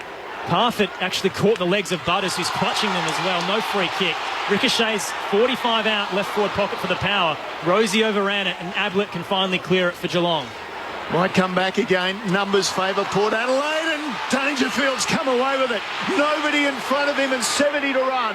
1 bounce, then 2. He'll have a third, and he'll run into open goal, and Dangerfield brings the Cats back alive. What a run. He was outnumbered, and for sure Geelong were going to turn the ball over straight back into the forward 50 of Port Adelaide. And then along came Dangerfield. Port Adelaide 7-4, 46. Geelong 4-8, 32. 26, nearly 27 minutes gone in this third term. They might have had a line to the box. I said pick a better option, and he did. And ultimately wins it. I'm not saying it was a bit of luck there, because you've actually gone to the target. But the speed, and Hamish Hartlett from behind looked like he was actually going to get to him, run him down just on the square. Yeah, they'd be disappointed there. Totally. They had a 2-on-1. Was it Jonas or Cleary that had the fly at the ball, and you just can't let it over at the back. I mean, particularly with Dangerfield, there's probably 1 or 2 blokes in the AFL that are going to catch him whenever he gets goal side. But they did everything right, Port. They actually won the field position battle. They've battled hard there. They'd be disappointed with 20 seconds to go to give up an easy goal. They've dominated this quarter. How important the clearance is here for Geelong if they can sneak one. A huge goal for the Cats, now down by 14, heading towards three-quarter time. Lysett taps it down for the Power. Rockcliffe picks it up well. Hand pass over the top looking for Ebert, under pressure from Parfitt, who strips him of it. Fakes a kick rather, then eventually sends it towards right half forward. Dalhouse sitting underneath it. Big fly from Houston as well. Duncan there. Took it back with the flight. Nice chest grab. Doesn't have a lot of time left. Kicks towards the right forward pocket, leading out. There's a good mark taken there by Hawkins, but it didn't reach him in time.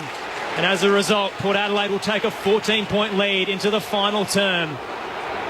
What a contest we've had here at the Adelaide Oval. James Coventry on the boundary.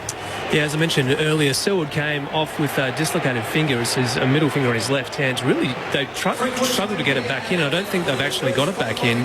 Both of the doctors look pretty concerned about it. They've just strapped it up because Selwood was keen to get back on. So I assume they're going to do more work on that at this three-quarter time break. Port Adelaide also missing Xavier Dersma with a concussion that occurred earlier in the quarter. Todd Marshall with a shoulder injury in the first, getting some assessment now, even though he's been playing the majority of the game. So at three-quarter time, Port Adelaide leads 7-4-46 to Geelong's 4-8-32.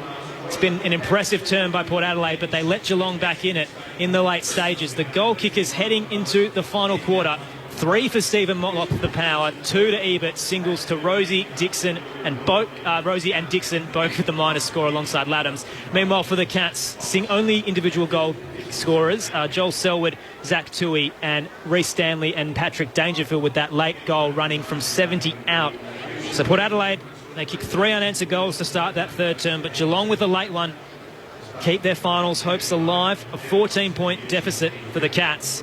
The winner of tonight's contest goes to a home preliminary final in what has been the most unique of seasons. 7-4-46 plays 4-8-32 on ABC Radio, ABC News Radio and Grandstand Digital. This is Grandstand AFL.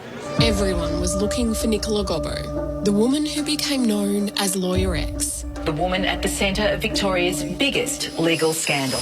Since going into hiding, the only interview she's done is with the ABC. Nicola Gobbo, location undisclosed.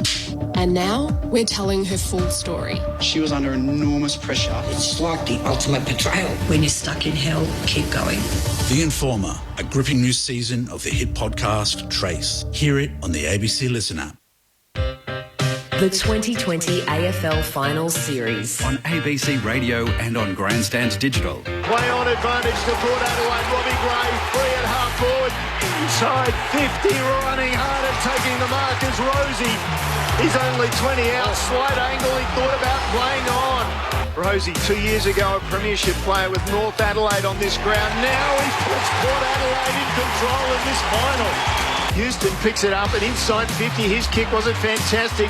Ricochets though to Burne-Jones. Forward of the play was Motlop. Picks it up and snaps a goal. Oh, he's on fire. Talk about your opportunist. Dixon picks it up. Hand pass out. And then they couldn't get the kick away. Yes, they can now. Ebert picks it up. Got a rebound after the initial kick was smothered. And he puts it through for another goal.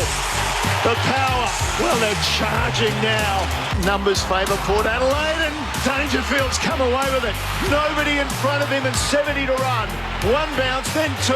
He'll have a third and he'll run into open goal. And Dangerfield brings the Cats back alive. What a run. The 2020 AFL Finals Series. On ABC Radio and on Grandstand Digital.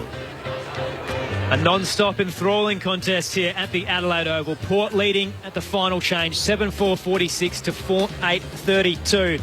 They've led at all of the breaks this evening by 3 points at quarter time, by 1 point at half time, and now by 14. But Geelong just won't quit.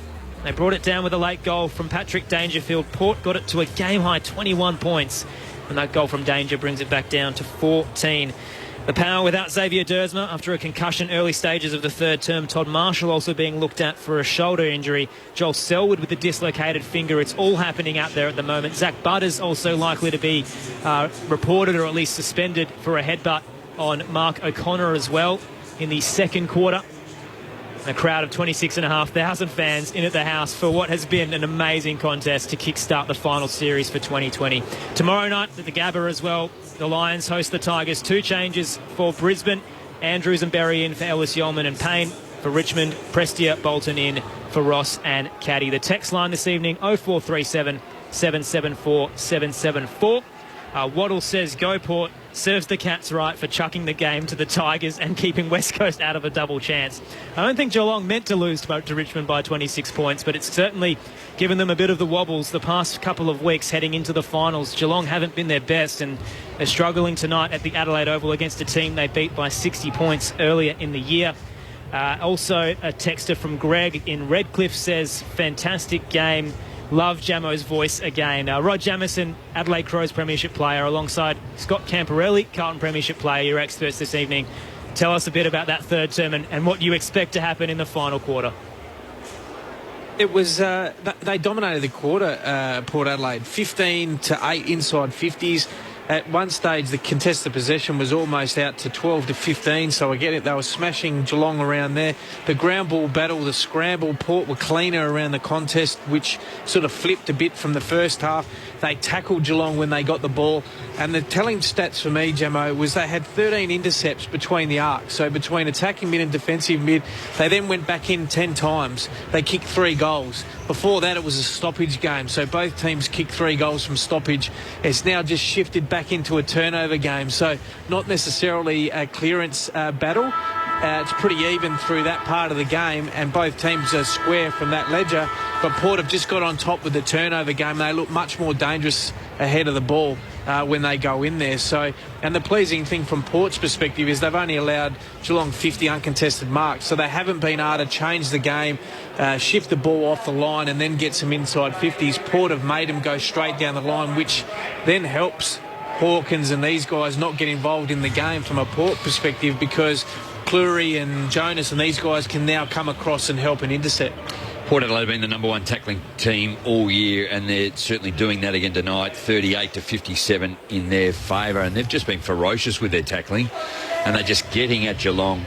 And I've sort of suggested they go long, but they haven't had much effect when they've been able to do that, because you highlighted how good the defence for Port Adelaide has been. But in saying that, like, marks inside 50 tonight, Geelong 8, Port Adelaide 3, so it hasn't been the influence that you would think, having that differential and having 8 marks inside 50. That talks a little bit about how wide they're getting them once again, or how ineffective they've been in front of goals. But gee, I don't know, we spoke to Matty Knights, and he spoke about composure, maturity, if they're going to need it. It is a qualifying, so they get a second chance. They're going to have to step up here in the last quarter. But conversely too, we spoke to Brett Montgomery, assistant coach, and he felt that Port Adelaide in round 12 didn't bring the energy or excitement. Well, they brought all of that, along with the fans tonight, up to three-quarter time. The good news for Power fans as well, they're 12 wins, 0 losses after leading at three-quarter time this season. Geelong, after trailing at three-quarter time, 2 wins, 4 losses.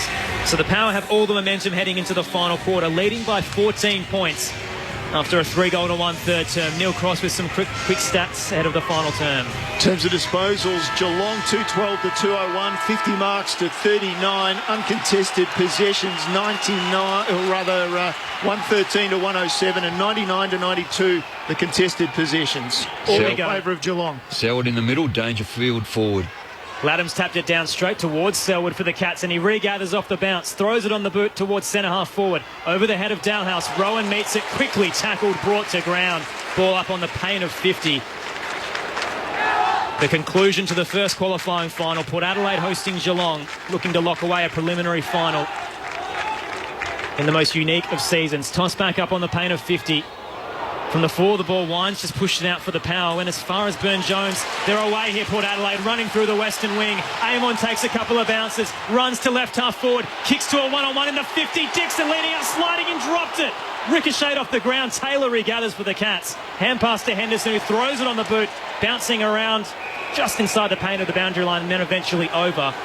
It'll be tossed back in at left half forward for Port Adelaide, kicking to the northern end. So unlucky, Dixon. Yeah. Geez, he worked hard for a big fella. I mean, he's a monster of a man. He went from one side of the ground to the other, and it was a great kick by Amon, but just couldn't hold on to it. But terrific work rate by the big fella. Clean take by Butters to get it to Amon. Ball back into play. Lyson had the better of the ruck contest. There was a hand pass in there from Wines, and then Amon was spoiled, but Gray was good enough to get it to Houston. They've worked it into forward 50 now with Houston's kick. It falls through the pack. Jasny picks it up. Motlop on him straight away. He released the ball. Don't know how. Henry picked it up. Clears the area brilliantly. Selwood out on centre wing takes it. Chips it forward looking for Hawkins. A long way from home is Hawkins. Reece Stanley is on. Inboard he goes. And he finds Dalehouse. Dalehouse turns around and goes high for Stanley. Stanley middle of the pack. Dangerfield came across. Rowan came across the front. Now makes a tackle. Umpire circles. Inside the Geelong 50 will get a ball up. Cleary a little ginger off that contest as well. Might have copped a corky on the right leg. Toss back up. Neither ruck could get to it in time. Lysett tries to take it off the bounce. He was quickly tackled. Ricochets out towards the left forward pocket for the Cats. Dangerfield regathers. Runs outside the paint of 50. He's gone a mile. Hand pass to Kolajasny at the attacking edge of the centre square. Tackled, stripped, turns it over. Gray now for the Power. Hand pass to Power Pepper. Oh, Latham slips over. He runs past the ball. Motlop can regather, but they've lost some momentum. Hand pass to Boak. He'll kick it up towards left half forward. Power Pepper marks uncontested. Spins around quickly. Kicks towards the top of the goal square. Dixon and Taylor both overran it. There's a free kick that will go Geelong's way against Dixon for holding Taylor. They butchered that. Robbie Gray was out in space with no one on him, and Laddams just slips over at the crucial time. Pass off from Taylor to Henderson, running out the back, looking for Stanley. One grab, two in the pack. Now he's made a high tackle. Couldn't help himself, really. He had momentum. Well, he played it well, didn't he? He had to stop, stand, put his head over the footy, and Stanley, with momentum as you called it, he just ran straight into his head. Free kick for Motlop.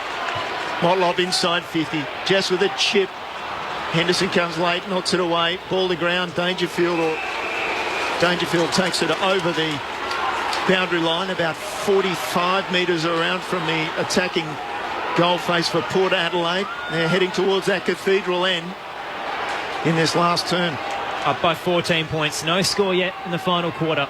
Dixon, or Lysett rather, taps it down from the ruck contest to Wines. At the fall of the ball, Power Pepper just flicks it out and only goes as far as Tui for the Cats, though. Shrugs a tackle and has a monster kick out towards left half forward into open space. It's bouncing in front of Cleary. Rowan can get him, though, bring him to ground. Cleary might not have had the ball there. They continue to contest as they juggle it. Rowan regathers, hand passes off to Dalhouse, kicks into the 50. Hawkins leading out, again on the tightest of angles. He doesn't want to kick for goal this time. He calls for someone to lead out. And eventually he'll have to go back and take his set shot. Man on the mark will be 45 out, but it's the tightest of angles on the left-hand side, kicking to the southern end. Well, it doesn't go with his leg. He's a left-to-righter, isn't he, too? So he's in the left-hand pocket. It's going to be a decent kick. He's been leading wide all night as well, Tom Hawkins. Hasn't really had a straight shot on goal. Comes in outside the paint of 50. Heads towards goal. He's got the length. It's not accurate at all. Out of bounds on the full, or minus score on the left-hand side, rather. He snuck it through, but regardless, another missed opportunity for the Cats. They're 4-9-33, trailing Port Adelaide 7-4-46, early stages of the final quarter on Grandstand AFL. Jonas with the long kick in, looking for Dixon. He gets a paw up in a pack and then swats it down. Selwood went to ground, got one high, and it'll be a free kick. He does draw those free kicks so well. And then Pal Pepper was sloppy in giving it back to him. Boy, he was probably lucky he didn't go away 50, then Pal Pepper. So, much to the derision of the crowd, Joel Selwood will take the free kick. His option was to go inside to Stewart. Stewart comes straight across the ground to Henderson. Henderson runs inside Marshall quite easily and then goes long and straight, and it falls to the back this time. Hawkins is there. Rowan almost marked it at the front. It came out to Stanley. He snaps away. Did he get it over the top of Hartlett? Yes, he did. Hartlett stretched and tried to touch it, but he couldn't. And we'll get a review here, but the disappointment from Hartlett suggested he didn't touch that ball. If that's where they're referring it to, Hartlett was very clear, wasn't it? So it has to be. And the replay, they're showing it. He didn't get a hand to it. Just waiting, and on the blurred replay, it is hard to tell. You assume the arc, as they call it, the review system has a couple of more angles than what we're seeing. But Stanley, the big ruckman, just got the kick away. I don't think Hartlett touched it on what we've seen. No, it doesn't look like it. It'll be his second. After missing one in the first, he kicked a goal in the first, and in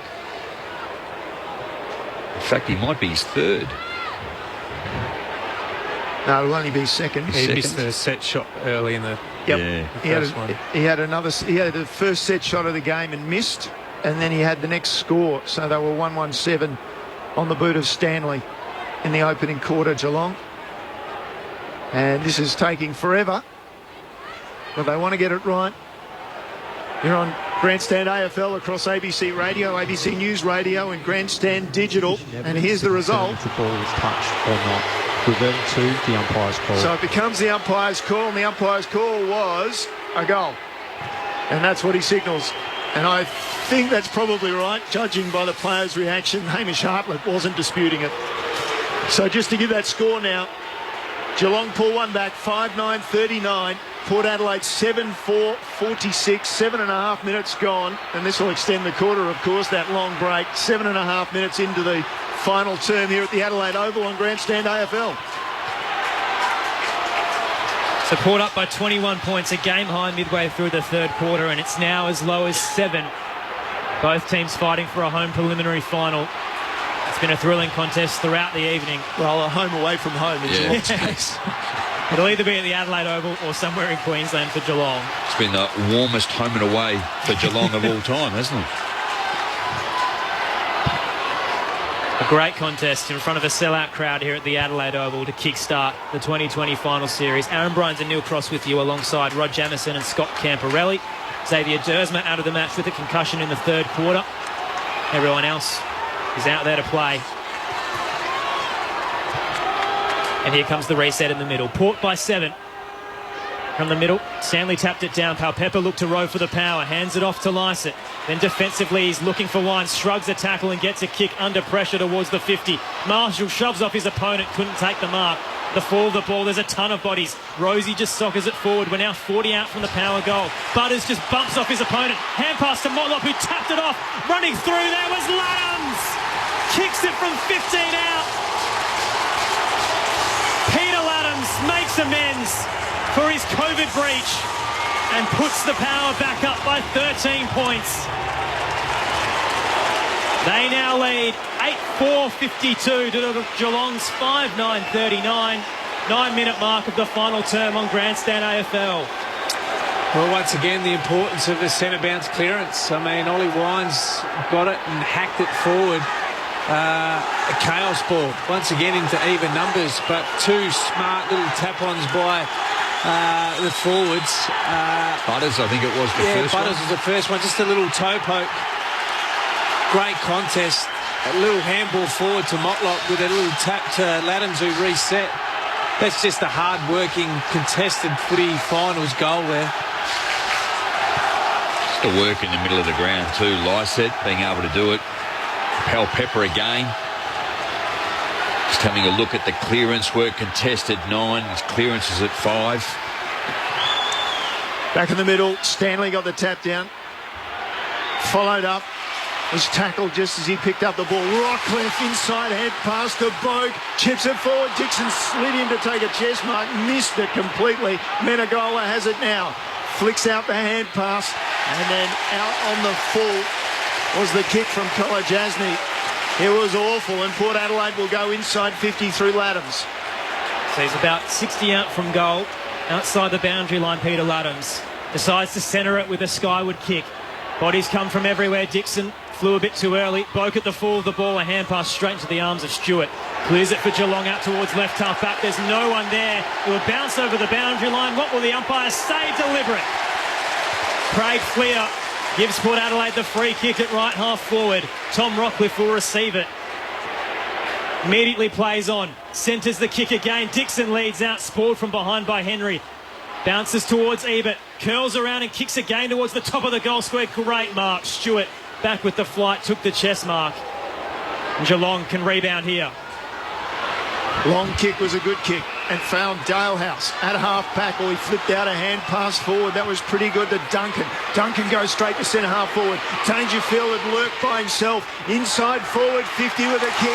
Hit Darcy Burns, jab back as he ran back with a flight of the ball, hoping to distract the target. It hit him in the middle of the back. And the Power fans love it. Ball goes to ground and they force a ball up inside 50 for the Cats. Tossed up quickly. Lysett took it out of the ruck and cleared the kick. A bouncing ball towards left half back. Selwood put his head over it. Caught in the tackle. Tried to sell the free kick against Ollie Wines. It'll be a ball up instead. Crossy, try say, Darcy Byrne-Jones is back 4 times in a row. So the ball outside defensive 50 for Port Adelaide. Stanley flipped it up to Menegola. He puts it back inside forward 50 for the Cats. And Jonas had the better of Dangerfield that time. From about 10 metres out, he smashed the ball through for a rush behind. So the margin, 2 goals. 12 points the margin, 12 minutes in to the final term here at the Adelaide Oval in front of 26,000 people or thereabouts. Jonas plays on, the captain, with the clearing kick for the Power. Was an errant one into the centre square. Geelong nearly took it. Rosie applied enough pressure to bring it to ground, and as a result will get a ball up close to the attacking edge for the Power. As Crossy mentioned, up by 12 points. We're at 1 point up by a game-high 21, but it's been a tight back-and-forth contest throughout. Laddams taps it down for the Power. Boak was there, hands it off, finds Burton, then Gray, and now finally Amon can curl around at centre-half back. Kicks up the western wing, bouncing in front of Butters. Can he keep it in play? Just does very well, tucks it under the arm, kicks inside, finds Rockcliffe, wasn't far enough. Call to play on, he'll hand pass back to Butters, and then finally kick to Burton, who can mark just short of the logo centre wing on the western side. Didn't want to chew off the kick inside, goes outside. Not far enough. They've got it to Rockcliffe. Down the line he goes. Henry falls across for Geelong. Takes a nice intercept mark. Boak on the mark. Looks like he might be favouring his left leg there. Henry goes back inside defensive 50 to Henderson.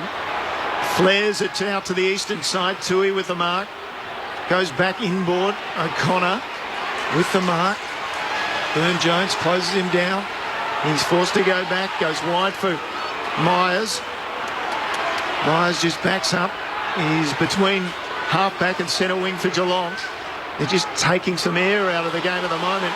He goes down the line and finds Tui. There's an opportunity to go inside 50. He could have Stanley. No, he doesn't. He doesn't go for it. Hawkins goes for it, and the umpire picks out a free kick to Port Adelaide. Raucous applause. McKenzie to take it in the back pocket. How's Mackenzie gone on Hawkins tonight, gents? He's done a great job. Yeah. He's really pushed him wide. He's had plenty of help back there, but his positioning's been outstanding. So the cannon will clear it for Port Adelaide with a huge roost up towards the eastern wing. Cleared the pack at the fall of the ball. Tui was there. Geelong now, a hand pass to Duncan. Errant kick inbound. Atkins did enough to get a hand to it. Then caught in a tackle. Could have been high. Play on call. Henderson kicks it towards the 50 for Geelong. Underneath it, Byrne-Jones was incredibly brave. Called to play on. Touched off the boot, it must have been. Gray regathers for the Power. Hand pass off to Hartlett. Then Amon can run out of defensive 50 to left half back. Kicks down the western wing. Motlop leading out. Just tapped it over his head. Knew he couldn't reach it. Balls towards Butters, who's tackled out of play in front of the benches. Port up by 12 points.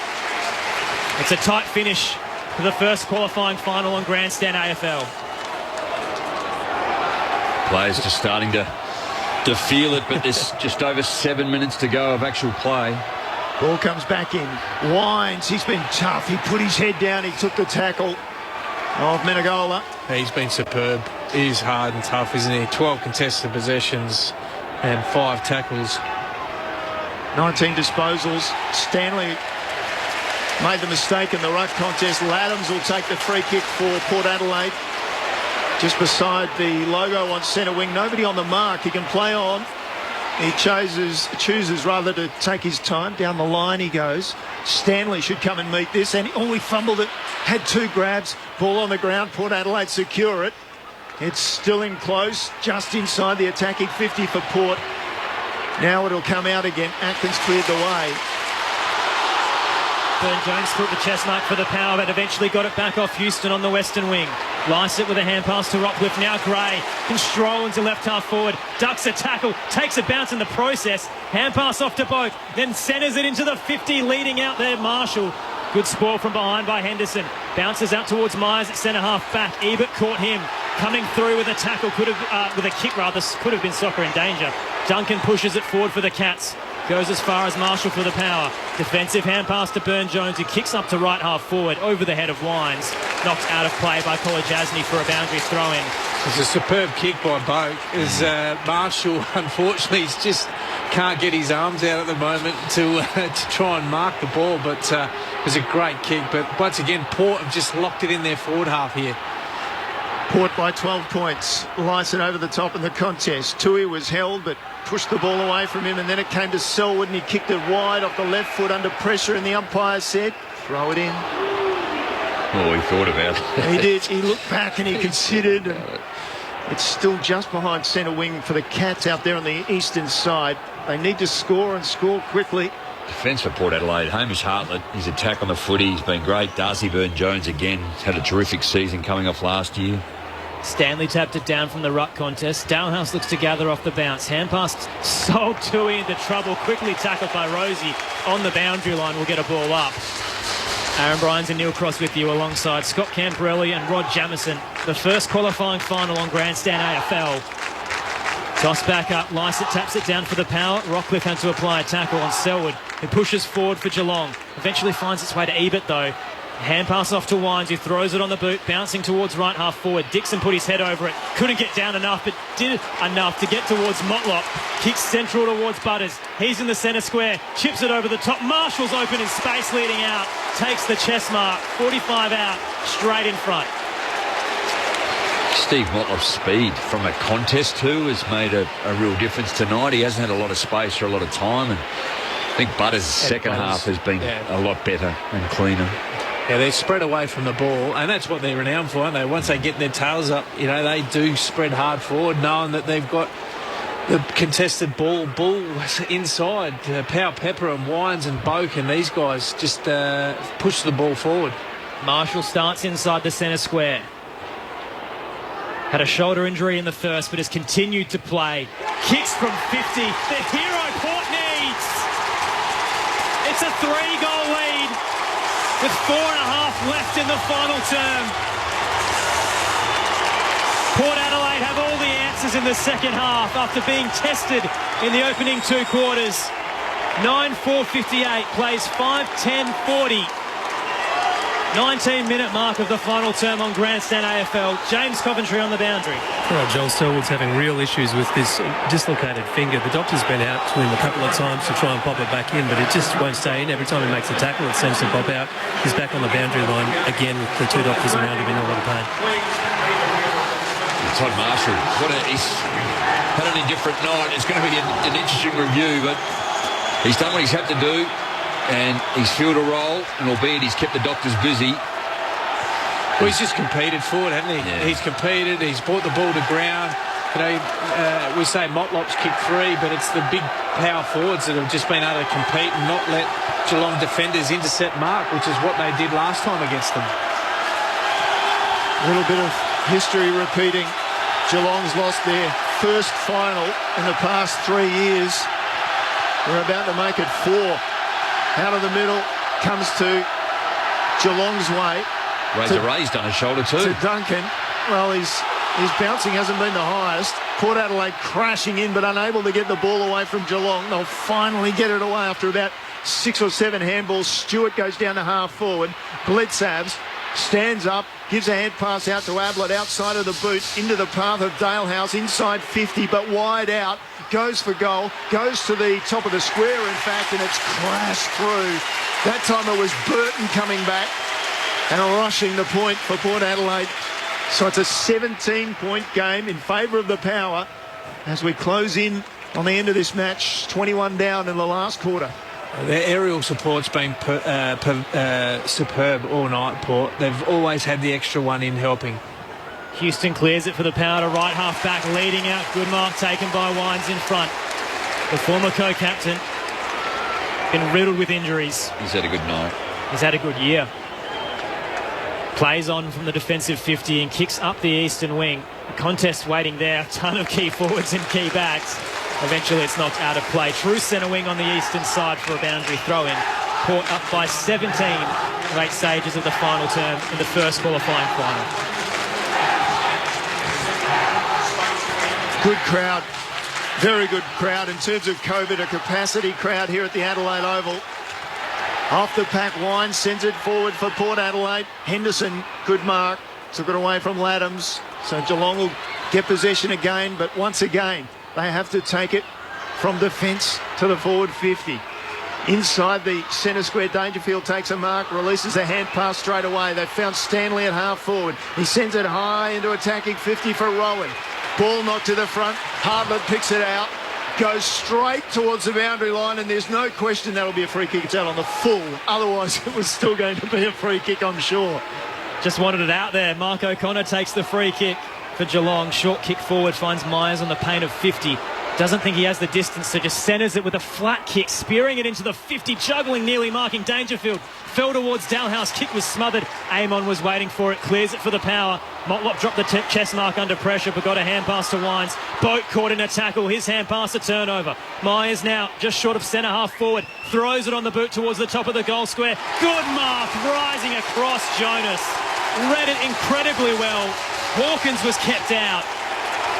And as they've done all night, the Port Adelaide defence has stood up. 17 points their lead. Wide with the kick, off hands. And everything that happens out there is now being cheered by the Power fans. They're here in force at the Adelaide Oval, and I'd suggest right now they'll be back in a couple of weeks to watch them in a preliminary final. The ball to be thrown in, right half forward for the Cats. They need something special now. Ball offhand straight down. Dangerfield tries to pick up the ball, but fumbles it over the boundary line again. Port 9-4, 58. Geelong 5-11, 41. The qualifying final on Grandstand AFL. Chad Corns on the boundary. Love the big games. Making him aware. 2 minutes to go. Toss back in. Lycett got a hand to it. Graded very well to Crum. Just throws it on the boot into empty space at left half forward. Geelong will have the numbers, but it eats away at the clock.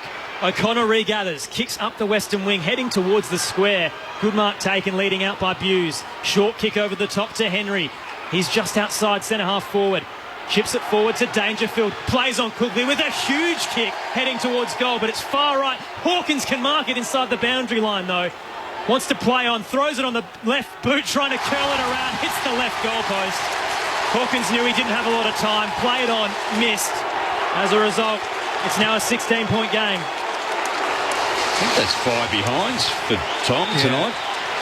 They've just got to own the corridor now, Port. Geelong, whenever they come into this point of the game, they want to try and attack the corridor, so they've only got a minute and a half to go. They just need to own the ball here. They don't have to do anything too silly. They got the ball to half back, and Rockcliffe put his head down in his first final. The former Brisbane skipper earns a free kick late in the game. He's had a great last quarter. 8 possessions, 5 contested possessions and 4 clearances. 205 games of AFL footy, and this is his first final. He just chips it back. They know they've got this one, Port Adelaide. Burne-Jones clears it up towards the eastern wing. Bounces down towards the advantage of Geelong. Dangerfield's kick went towards Burne-Jones. His kick, an errant one as well, turns it over towards the chest of Henderson. Centres it into the square. Duncan can mark. Runs to play on quickly. Hand pass to the running Stewart. Just sends it long into the 50 for Geelong. Another contest forming there. Rowan back with the flight. Couldn't bring it down. Ablett overran it. There's a free kick that will go Port Adelaide's way for a hold. And that may just do it as well. It's heading back towards Trent McKenzie, or Tom Jonas rather, the captain. Fitting that he could finish with the ball if time can run out here. Tom Jonas has it in the defensive 50. 26,500 fans stand on their feet. Port Adelaide will be heading to a preliminary final. Jonas clears it out towards a contest, knocked out of play. Boundary throw in coming. It's been an impressive effort by Port Adelaide. They led by 3 points at quarter time, just the single point at half time. 14 heading into the final term. They're currently up by 16 points as you can hear the fans on their feet. Toss back in. Lycett will tap it down, tries to regather it himself, quickly caught in a tackle as the seconds continue to tick away. The fans know it. You can hear them echoing around the arena. The first qualifying final is about to come to its end. In the middle, Laddams gets it off towards Boak, kicks out towards the eastern wing, towards Burne-Jones, back with the flight, good chest mark taken, and that'll do it. Port Adelaide answer their critics. The minor premier has avenged their biggest loss of the season and locked away a home preliminary final. The Power are one win away from their first grand final since 2007. Port Adelaide winners 9-4-58 to Geelong's 5-12-42. We got the power to win, power to roll, come on. Port Adelaide aggression, we are the power from Port. It's more than a sport, it's a true Port Adelaide tradition. We'll never stop, stop, stop, till we're top, top, top. There's history here in the making. We've got the power to win. We'll never give in till the flag is ours for the taking.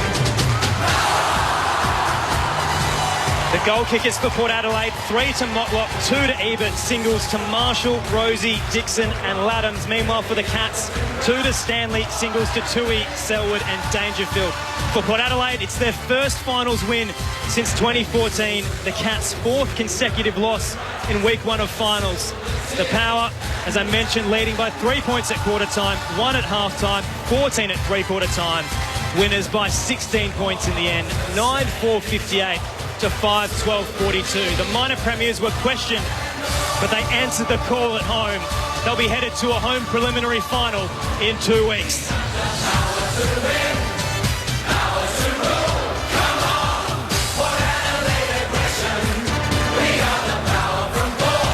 It's more than a sport, it's the true Port Adelaide tradition. We'll never stop, stop, stop, till we're top, top, top. There's history here in the making. We have the power to win. We'll never give in till the flag is ours for the taking.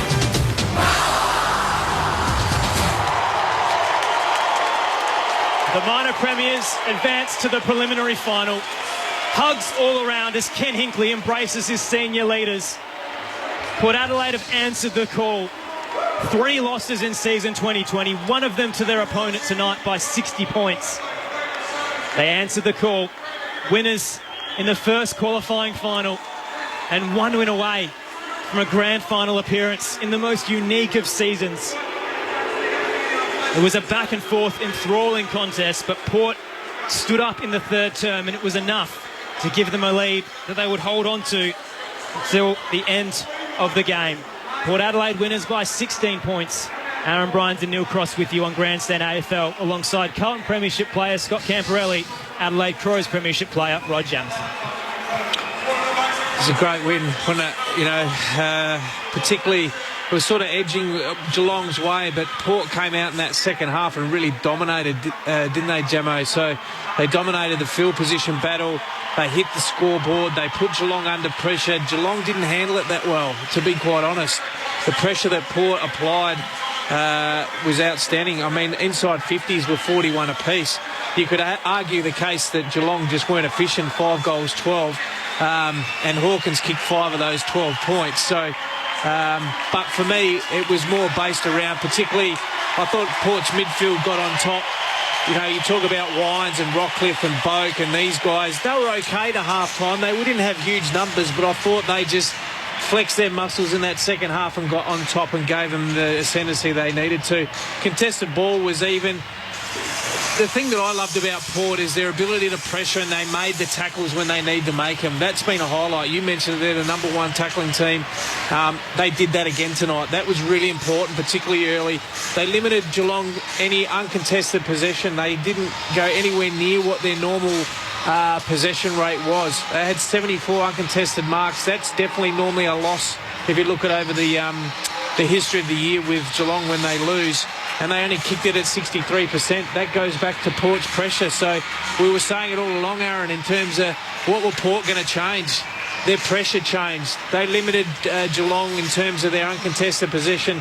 They won their contested possession. They won the field position battle. And they kicked 4 goals, 2 from turnover and 5 from stoppage. That's right in their wheelhouse. They'll be really pleased with that performance. Yeah, their defence overall I thought was outstanding too. You spoke throughout and glowingly the night as to how they got the numbers back and they were able to help each other out. But you look into the detail as well. I thought Gary Rowan didn't hardly touch it.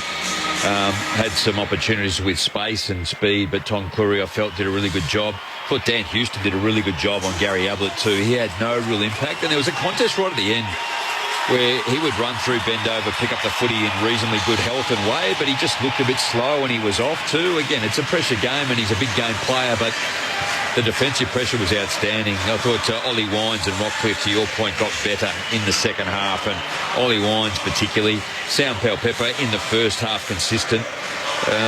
Can't underestimate Tommy Jonas's job as the captain in the back half, particularly late.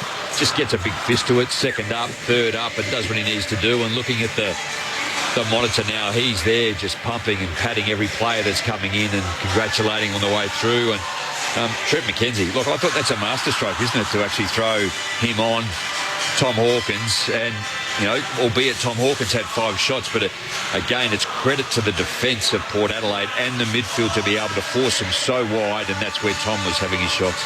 Rod Jamieson, Scott Camperelli, your experts. Aaron Bryans and Neil Cross with you. The text line 0437 774 774 if you'd like to get in touch. Port Adelaide winners by 16 points in the first qualifying final at the Adelaide Oval. Here's the song.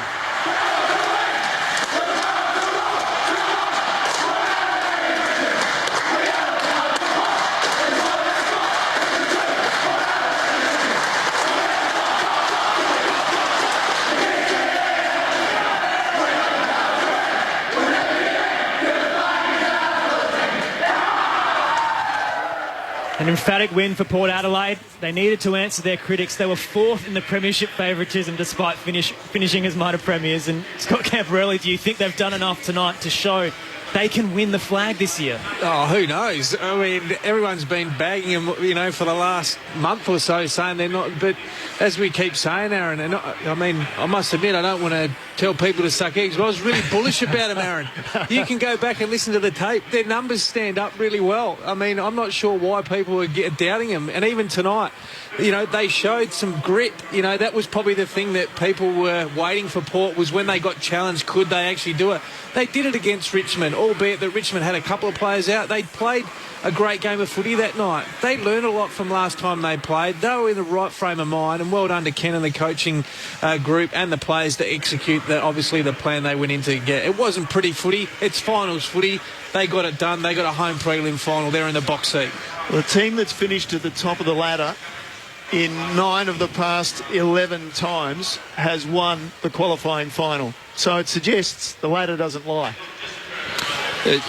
Well, it doesn't, and if you go back over history too, the last 14 years, it's almost the best defensive team in the competition is almost gets into the grand final. Doesn't always win, but it gives himself a huge chance. So, I mean, that's only one part of the game. Campo's just highlighted in how many areas that Port Adelaide have been able to do really well in different parts of the game. So it's all right to be good one way. You still got to kick goals, but you still got to find ways to actually work your way through, navigate. You got to tackle, you got to pressure, you got to use the football well, you got to defend well, and you got to keep it off the opposition. And they've been huge this year.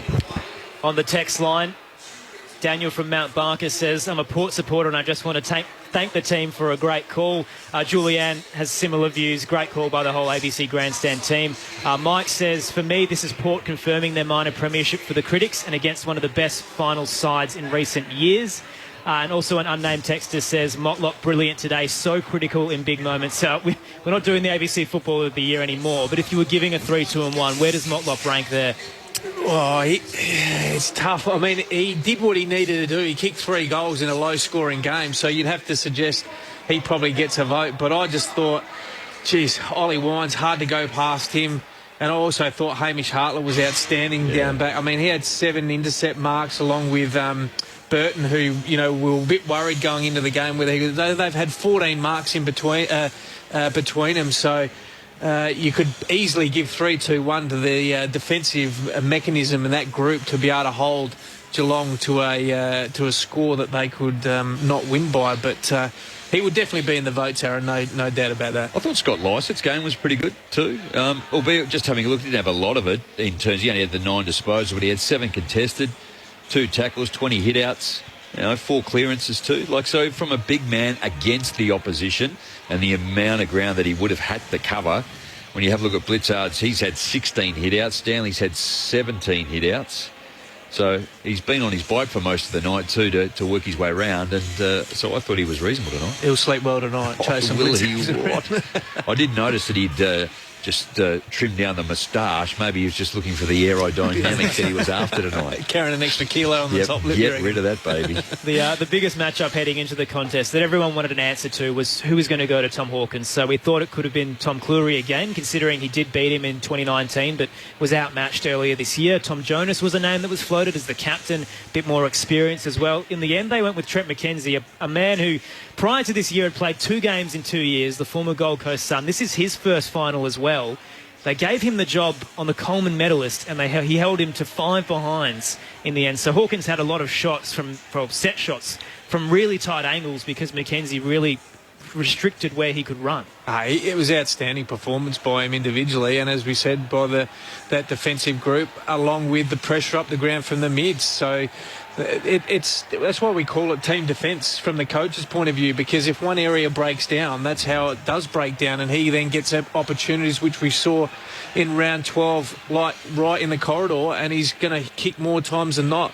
The percentages say if he's going to kick him from the boundary line, Ken Hinkley and Brent Montgomery, they'd be laughing, saying he can have him any time he likes out there, and the reality is the percentages are really low. So sometimes in this games you've got to take the percentage. Yeah, he had 5 shots on goal, but they would have been really happy with where he actually marked the ball. But I thought McKenzie's positioning and his bodywork, considering he's giving away a fair bit of height and weight, but also supported with those guys rolling off to support as well, was outstanding. Ken Hinkley in his 8th season, when you have a look at this side, like Trent McKenzie, Gold Coast, and Charlie Dixon, Gold Coast. So, it's just 2, but he would have been a major influence and factor as to why those 2 players and what he knows. And Trent McKenzie played his 16th game tonight of the season. I didn't think he played that many.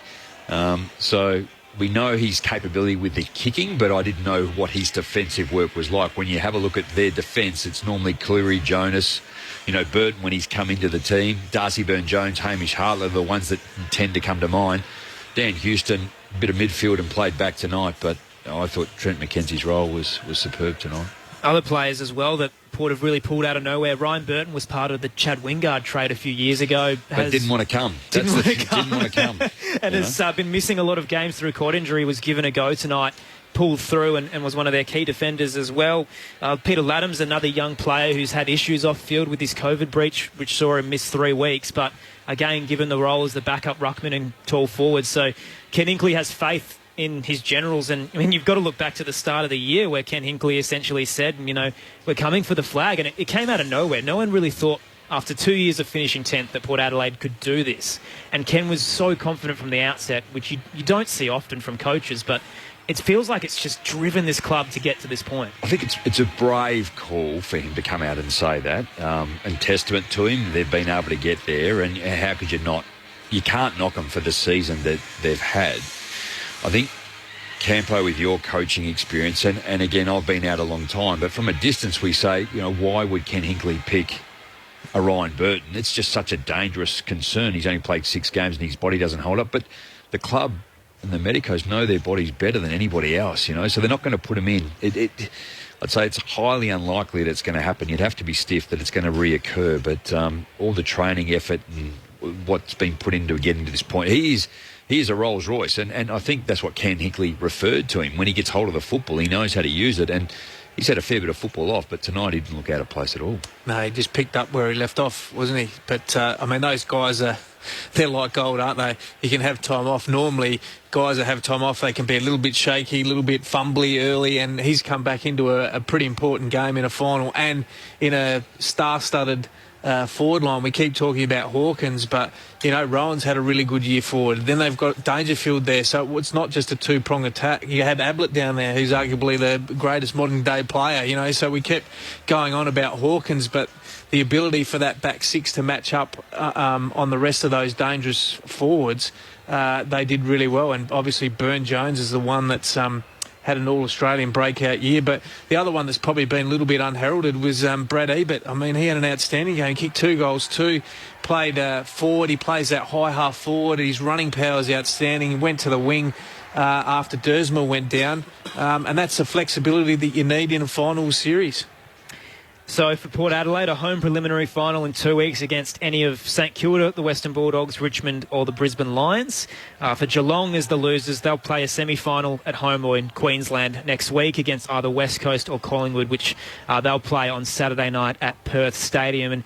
And the question about the Cats, again, I hate to beat on a dead horse, Scott Camporelli, because I know you hate what we've been saying earlier about the mental issues of previous games, but the qualifying final, or at least the first week of finals, they've now lost the last 4, and they've now 2-13 after byes. So there's something going wrong with Chris Scott's group when they've got that much experience. They've got players who have won flags, but they cannot seem to get it done in the first week of finals.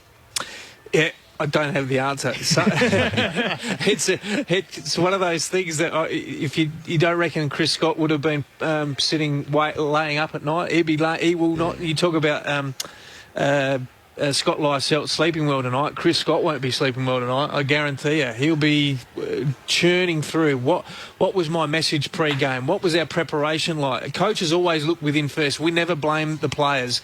We always look internally. What did we do? Why aren't they on the headspace? But you could argue they still were okay in the first half. I mean, they weren't obliterated like they have been previously. So, yeah, it's a concern. They'll dust themselves off. They've still got another opportunity. That's the benefit of finished top 4. Scott Camporelli, Rod Jamieson, your experts, alongside myself, Aaron Bryans and Neil Cross. Let's head into the victorious power rooms. Brad Ebert has been good enough to join us. Congratulations, Brad. Yeah, thank you very much, guys. Thanks. A really confident performance throughout. Geelong definitely matched you at certain times, but after the halftime break, you came out and established your dominance. It was such a big game for the Power. There have been a lot of doubters that weren't sure whether or not you were worthy of top 2 or even top 4, but tonight, does it feel like you've silenced your critics and you are now the team to beat? Oh, mate, I guess that we were going throughout the whole season feeling really confident about what we were doing, the way that we were playing, and so we weren't really too concerned about, silencing the doubters or anything like that. It was really just, we know how we play, we can keep doing it, and we will. So, I guess there was that internal confidence that, that we can sustain it 4 quarters against good teams, and, it was good. We were able to do it. Yeah, I thought, like you guys said, first half was very, very tough, but we knew if we were able to sustain it, keep going, eventually the tide would turn and we'd get our opportunities. So, to the boys' credit, they took them and, we got away with it. It was good. In that first half, Geelong did have more scoring shots but couldn't take advantage, and it looked like, even though you were in front, that they could run away in the second half. So what really changed at halftime? What did Ken say to really change up your game plan a little bit and at least give you a chance to have more scoring shots? I guess we understood that it was a very contested game. It was really hot over the footy, and we probably just were getting sucked in a little bit too easy.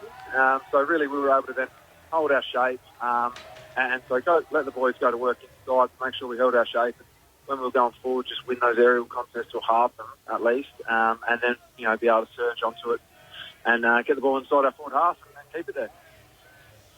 Brad, Scott Camporelli here. Congratulations on your performance tonight and the team. I was really pleased that, there was a lot of knockers, particularly from round 12. You would have learned a lot from that performance, particularly trying to win the ball back from Geelong and not allowing them to own the time in possession. Yeah, we were disappointed after that last Geelong game. So, it was one of those ones where we knew that we mucked up that one, but we were going to make amends. And the whole time since that game, we felt as if we were going to come up against it at some point, and we were going to be ready for it, and we were learning from that experience. So, the boys, obviously after round 12, weren't happy with it. It was, our worst loss of the season. But in those sort of things, you can get some really good lessons, and we did, and made amends for it. And I thought particularly, in comparison to the 2 games, I thought the midfield particularly got on top and really won, the inside ball. And as you said, we saw it from up here. Your balance early around the contest was probably not at the level, but then you were able to open Geelong up, particularly in that second half. But also the other thing too was the pressure through the midfield didn't allow Geelong any easy marks inside forward 50. And I thought your back 7 in particular with Trent McKenzie did a wonderful job on Hawkins. But it was a real group effort between the midfields putting enough pressure on and then high balls and not easy inside 50s for Geelong, which allowed these other defenders to come across and support Trent. Yeah, it was. And I guess, Hawkins still had his his fair share of shots, but at least we were forcing him wide and making him, keep even that last one, having a snap from the pocket, or he was getting a lot of those shots wide. So, I just thought, like, Trent McKenzie and the back, like you said, the back seven were awesome. There was the back six, and we were able to sort of get some slide support and boys back there to help out. And I thought that, the guys were able to do that so well the whole game. So we're just really consistent in it, and took our chances when we went the other way too. So it was good. Brad, congrats. Rod Jamieson, I thought you were going to say your goal at half-time was the momentum swinger in the third quarter for the team. But I didn't want to be that arrogant. Oh, well done. I love the way you go about it too. And you've had a tough year in and out with your own medical challenges too. What about how brave was Xavier Dersma too? Oh, mate, he's as hard as nails for a young kid. He never stops jumping at those sort of balls, throwing himself in contests. He's rock solid like that. He just does it time and time again.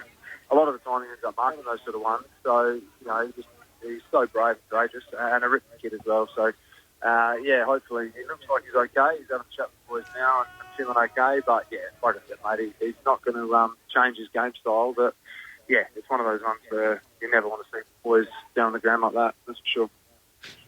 But Sam Pepper, maybe 12 months ago, maybe a little bit misaligned in terms of his commitment and where his head was right. And we know that he's been living with Travis Boak. He's sort of straightened him up a little bit, so to speak, off field. But, geez, his defensive work, his clearance work, his contested stuff, particularly tonight, I thought was very impressive.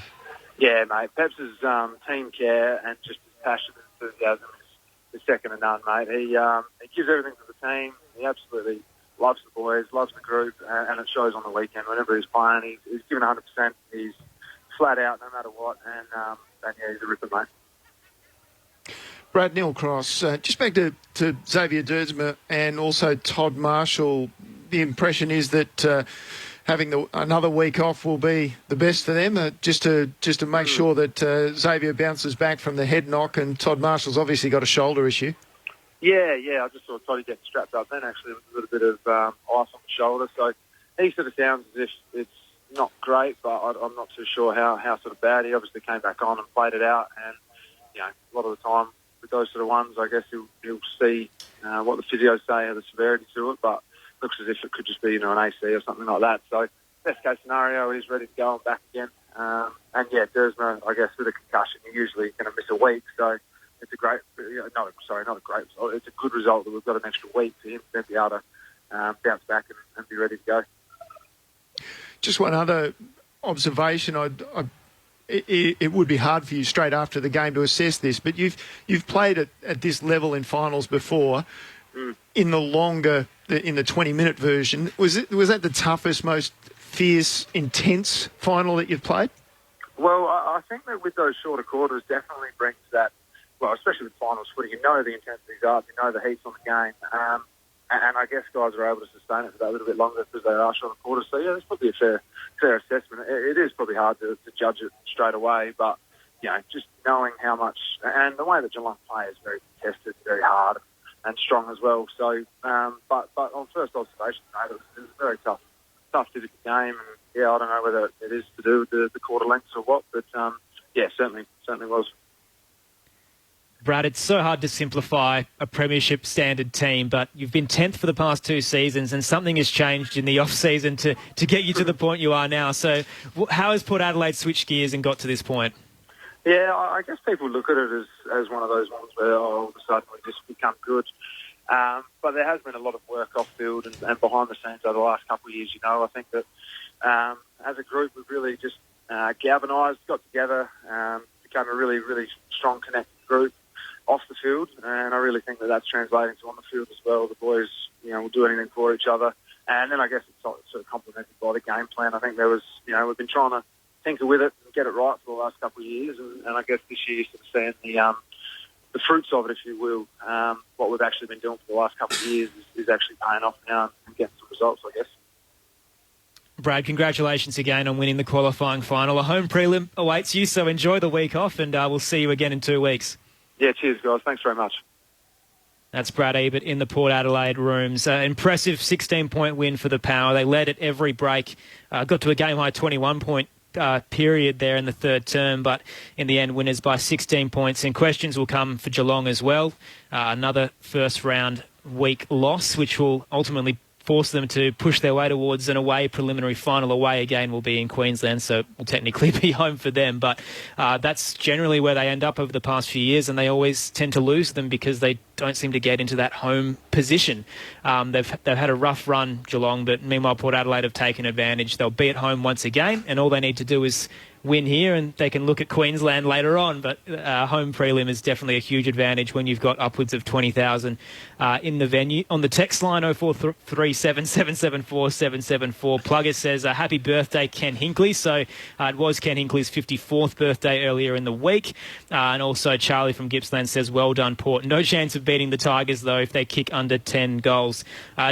If this final series is going to be the way that we saw it tonight, it's going to be really entertaining and exciting. And I think that's the best part about this year, is it's been so unpredictable that we never really know who the Premier is going to be at this stage. Port Adelaide, again, were doubted heading into this contest and got up over Geelong, but you never really know. Brisbane at the Gabba could knock off Richmond despite their history. St Kilda and the Western Bulldogs, clearly wild cards there as well. West Coast and Collingwood have been in the grand final the past few years. So really exciting final series coming up on Grandstand AFL. So make sure you stay tuned to our coverage throughout.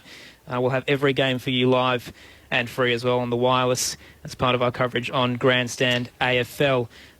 Do you see Port Adelaide being able to go as far as a grand final, say if they matched up against someone like Richmond, who they did beat here earlier in the year at home, but it's a different story in finals? Well, after tonight, you have to say yes. I mean, one of the benefits they've got is they now stay home. They get to, stay in their home bed. They get to sleep at home. They got their home surrounding. They get a couple of good weeks of training in. They'll be a little bit banged up and bruised, no doubt about that, even though they had the week off last week. In terms of preparation-wise, they'll get a solid group of training in. They'll be able to watch and see, and the coaches will sit down and nut out a game plan that they need to get it done. But they're in the box seat. They deserve to be. They won tonight. Played really good brand of footy all year, and they get a great opportunity to win a prelim and head off into a grand final. Scott Camporelli, Rod Jamieson, thanks for this evening. Pleasure. Thank you. Thanks to Neil Cross as well, to our producer, Andrea Williamson, to Ben Cameron back in the studio as well. It's been a really exciting evening to kickstart the 2020 AFL Final Series, and it continues tomorrow, the second qualifying final. Brisbane hosting Richmond at the Gabba. Quentin Hull, Brett Sprigg, Lauren Arnell and Brad Sewell, your team there. Coverage beginning for most states on Grandstand Digital, at least at 7:05 Eastern. South Australia, WA and the Northern Territory, you'll get coverage from 7:30 Eastern Standard Time. But here at the Adelaide Oval, Port Adelaide, winners in the first qualifying final. They'll have a home preliminary final coming up in 2 weeks' time. 16 points the final margin, 9-4-54 to 5-12-42. An impressive win. They've silenced their doubters. Hopefully they'll be a little bit more higher in the bookies market heading towards the grand final. But regardless, we'll see you in a couple of weeks' time, Power fans, to see if you can advance to the grand final. Winners by 16 points, Port Adelaide over Geelong.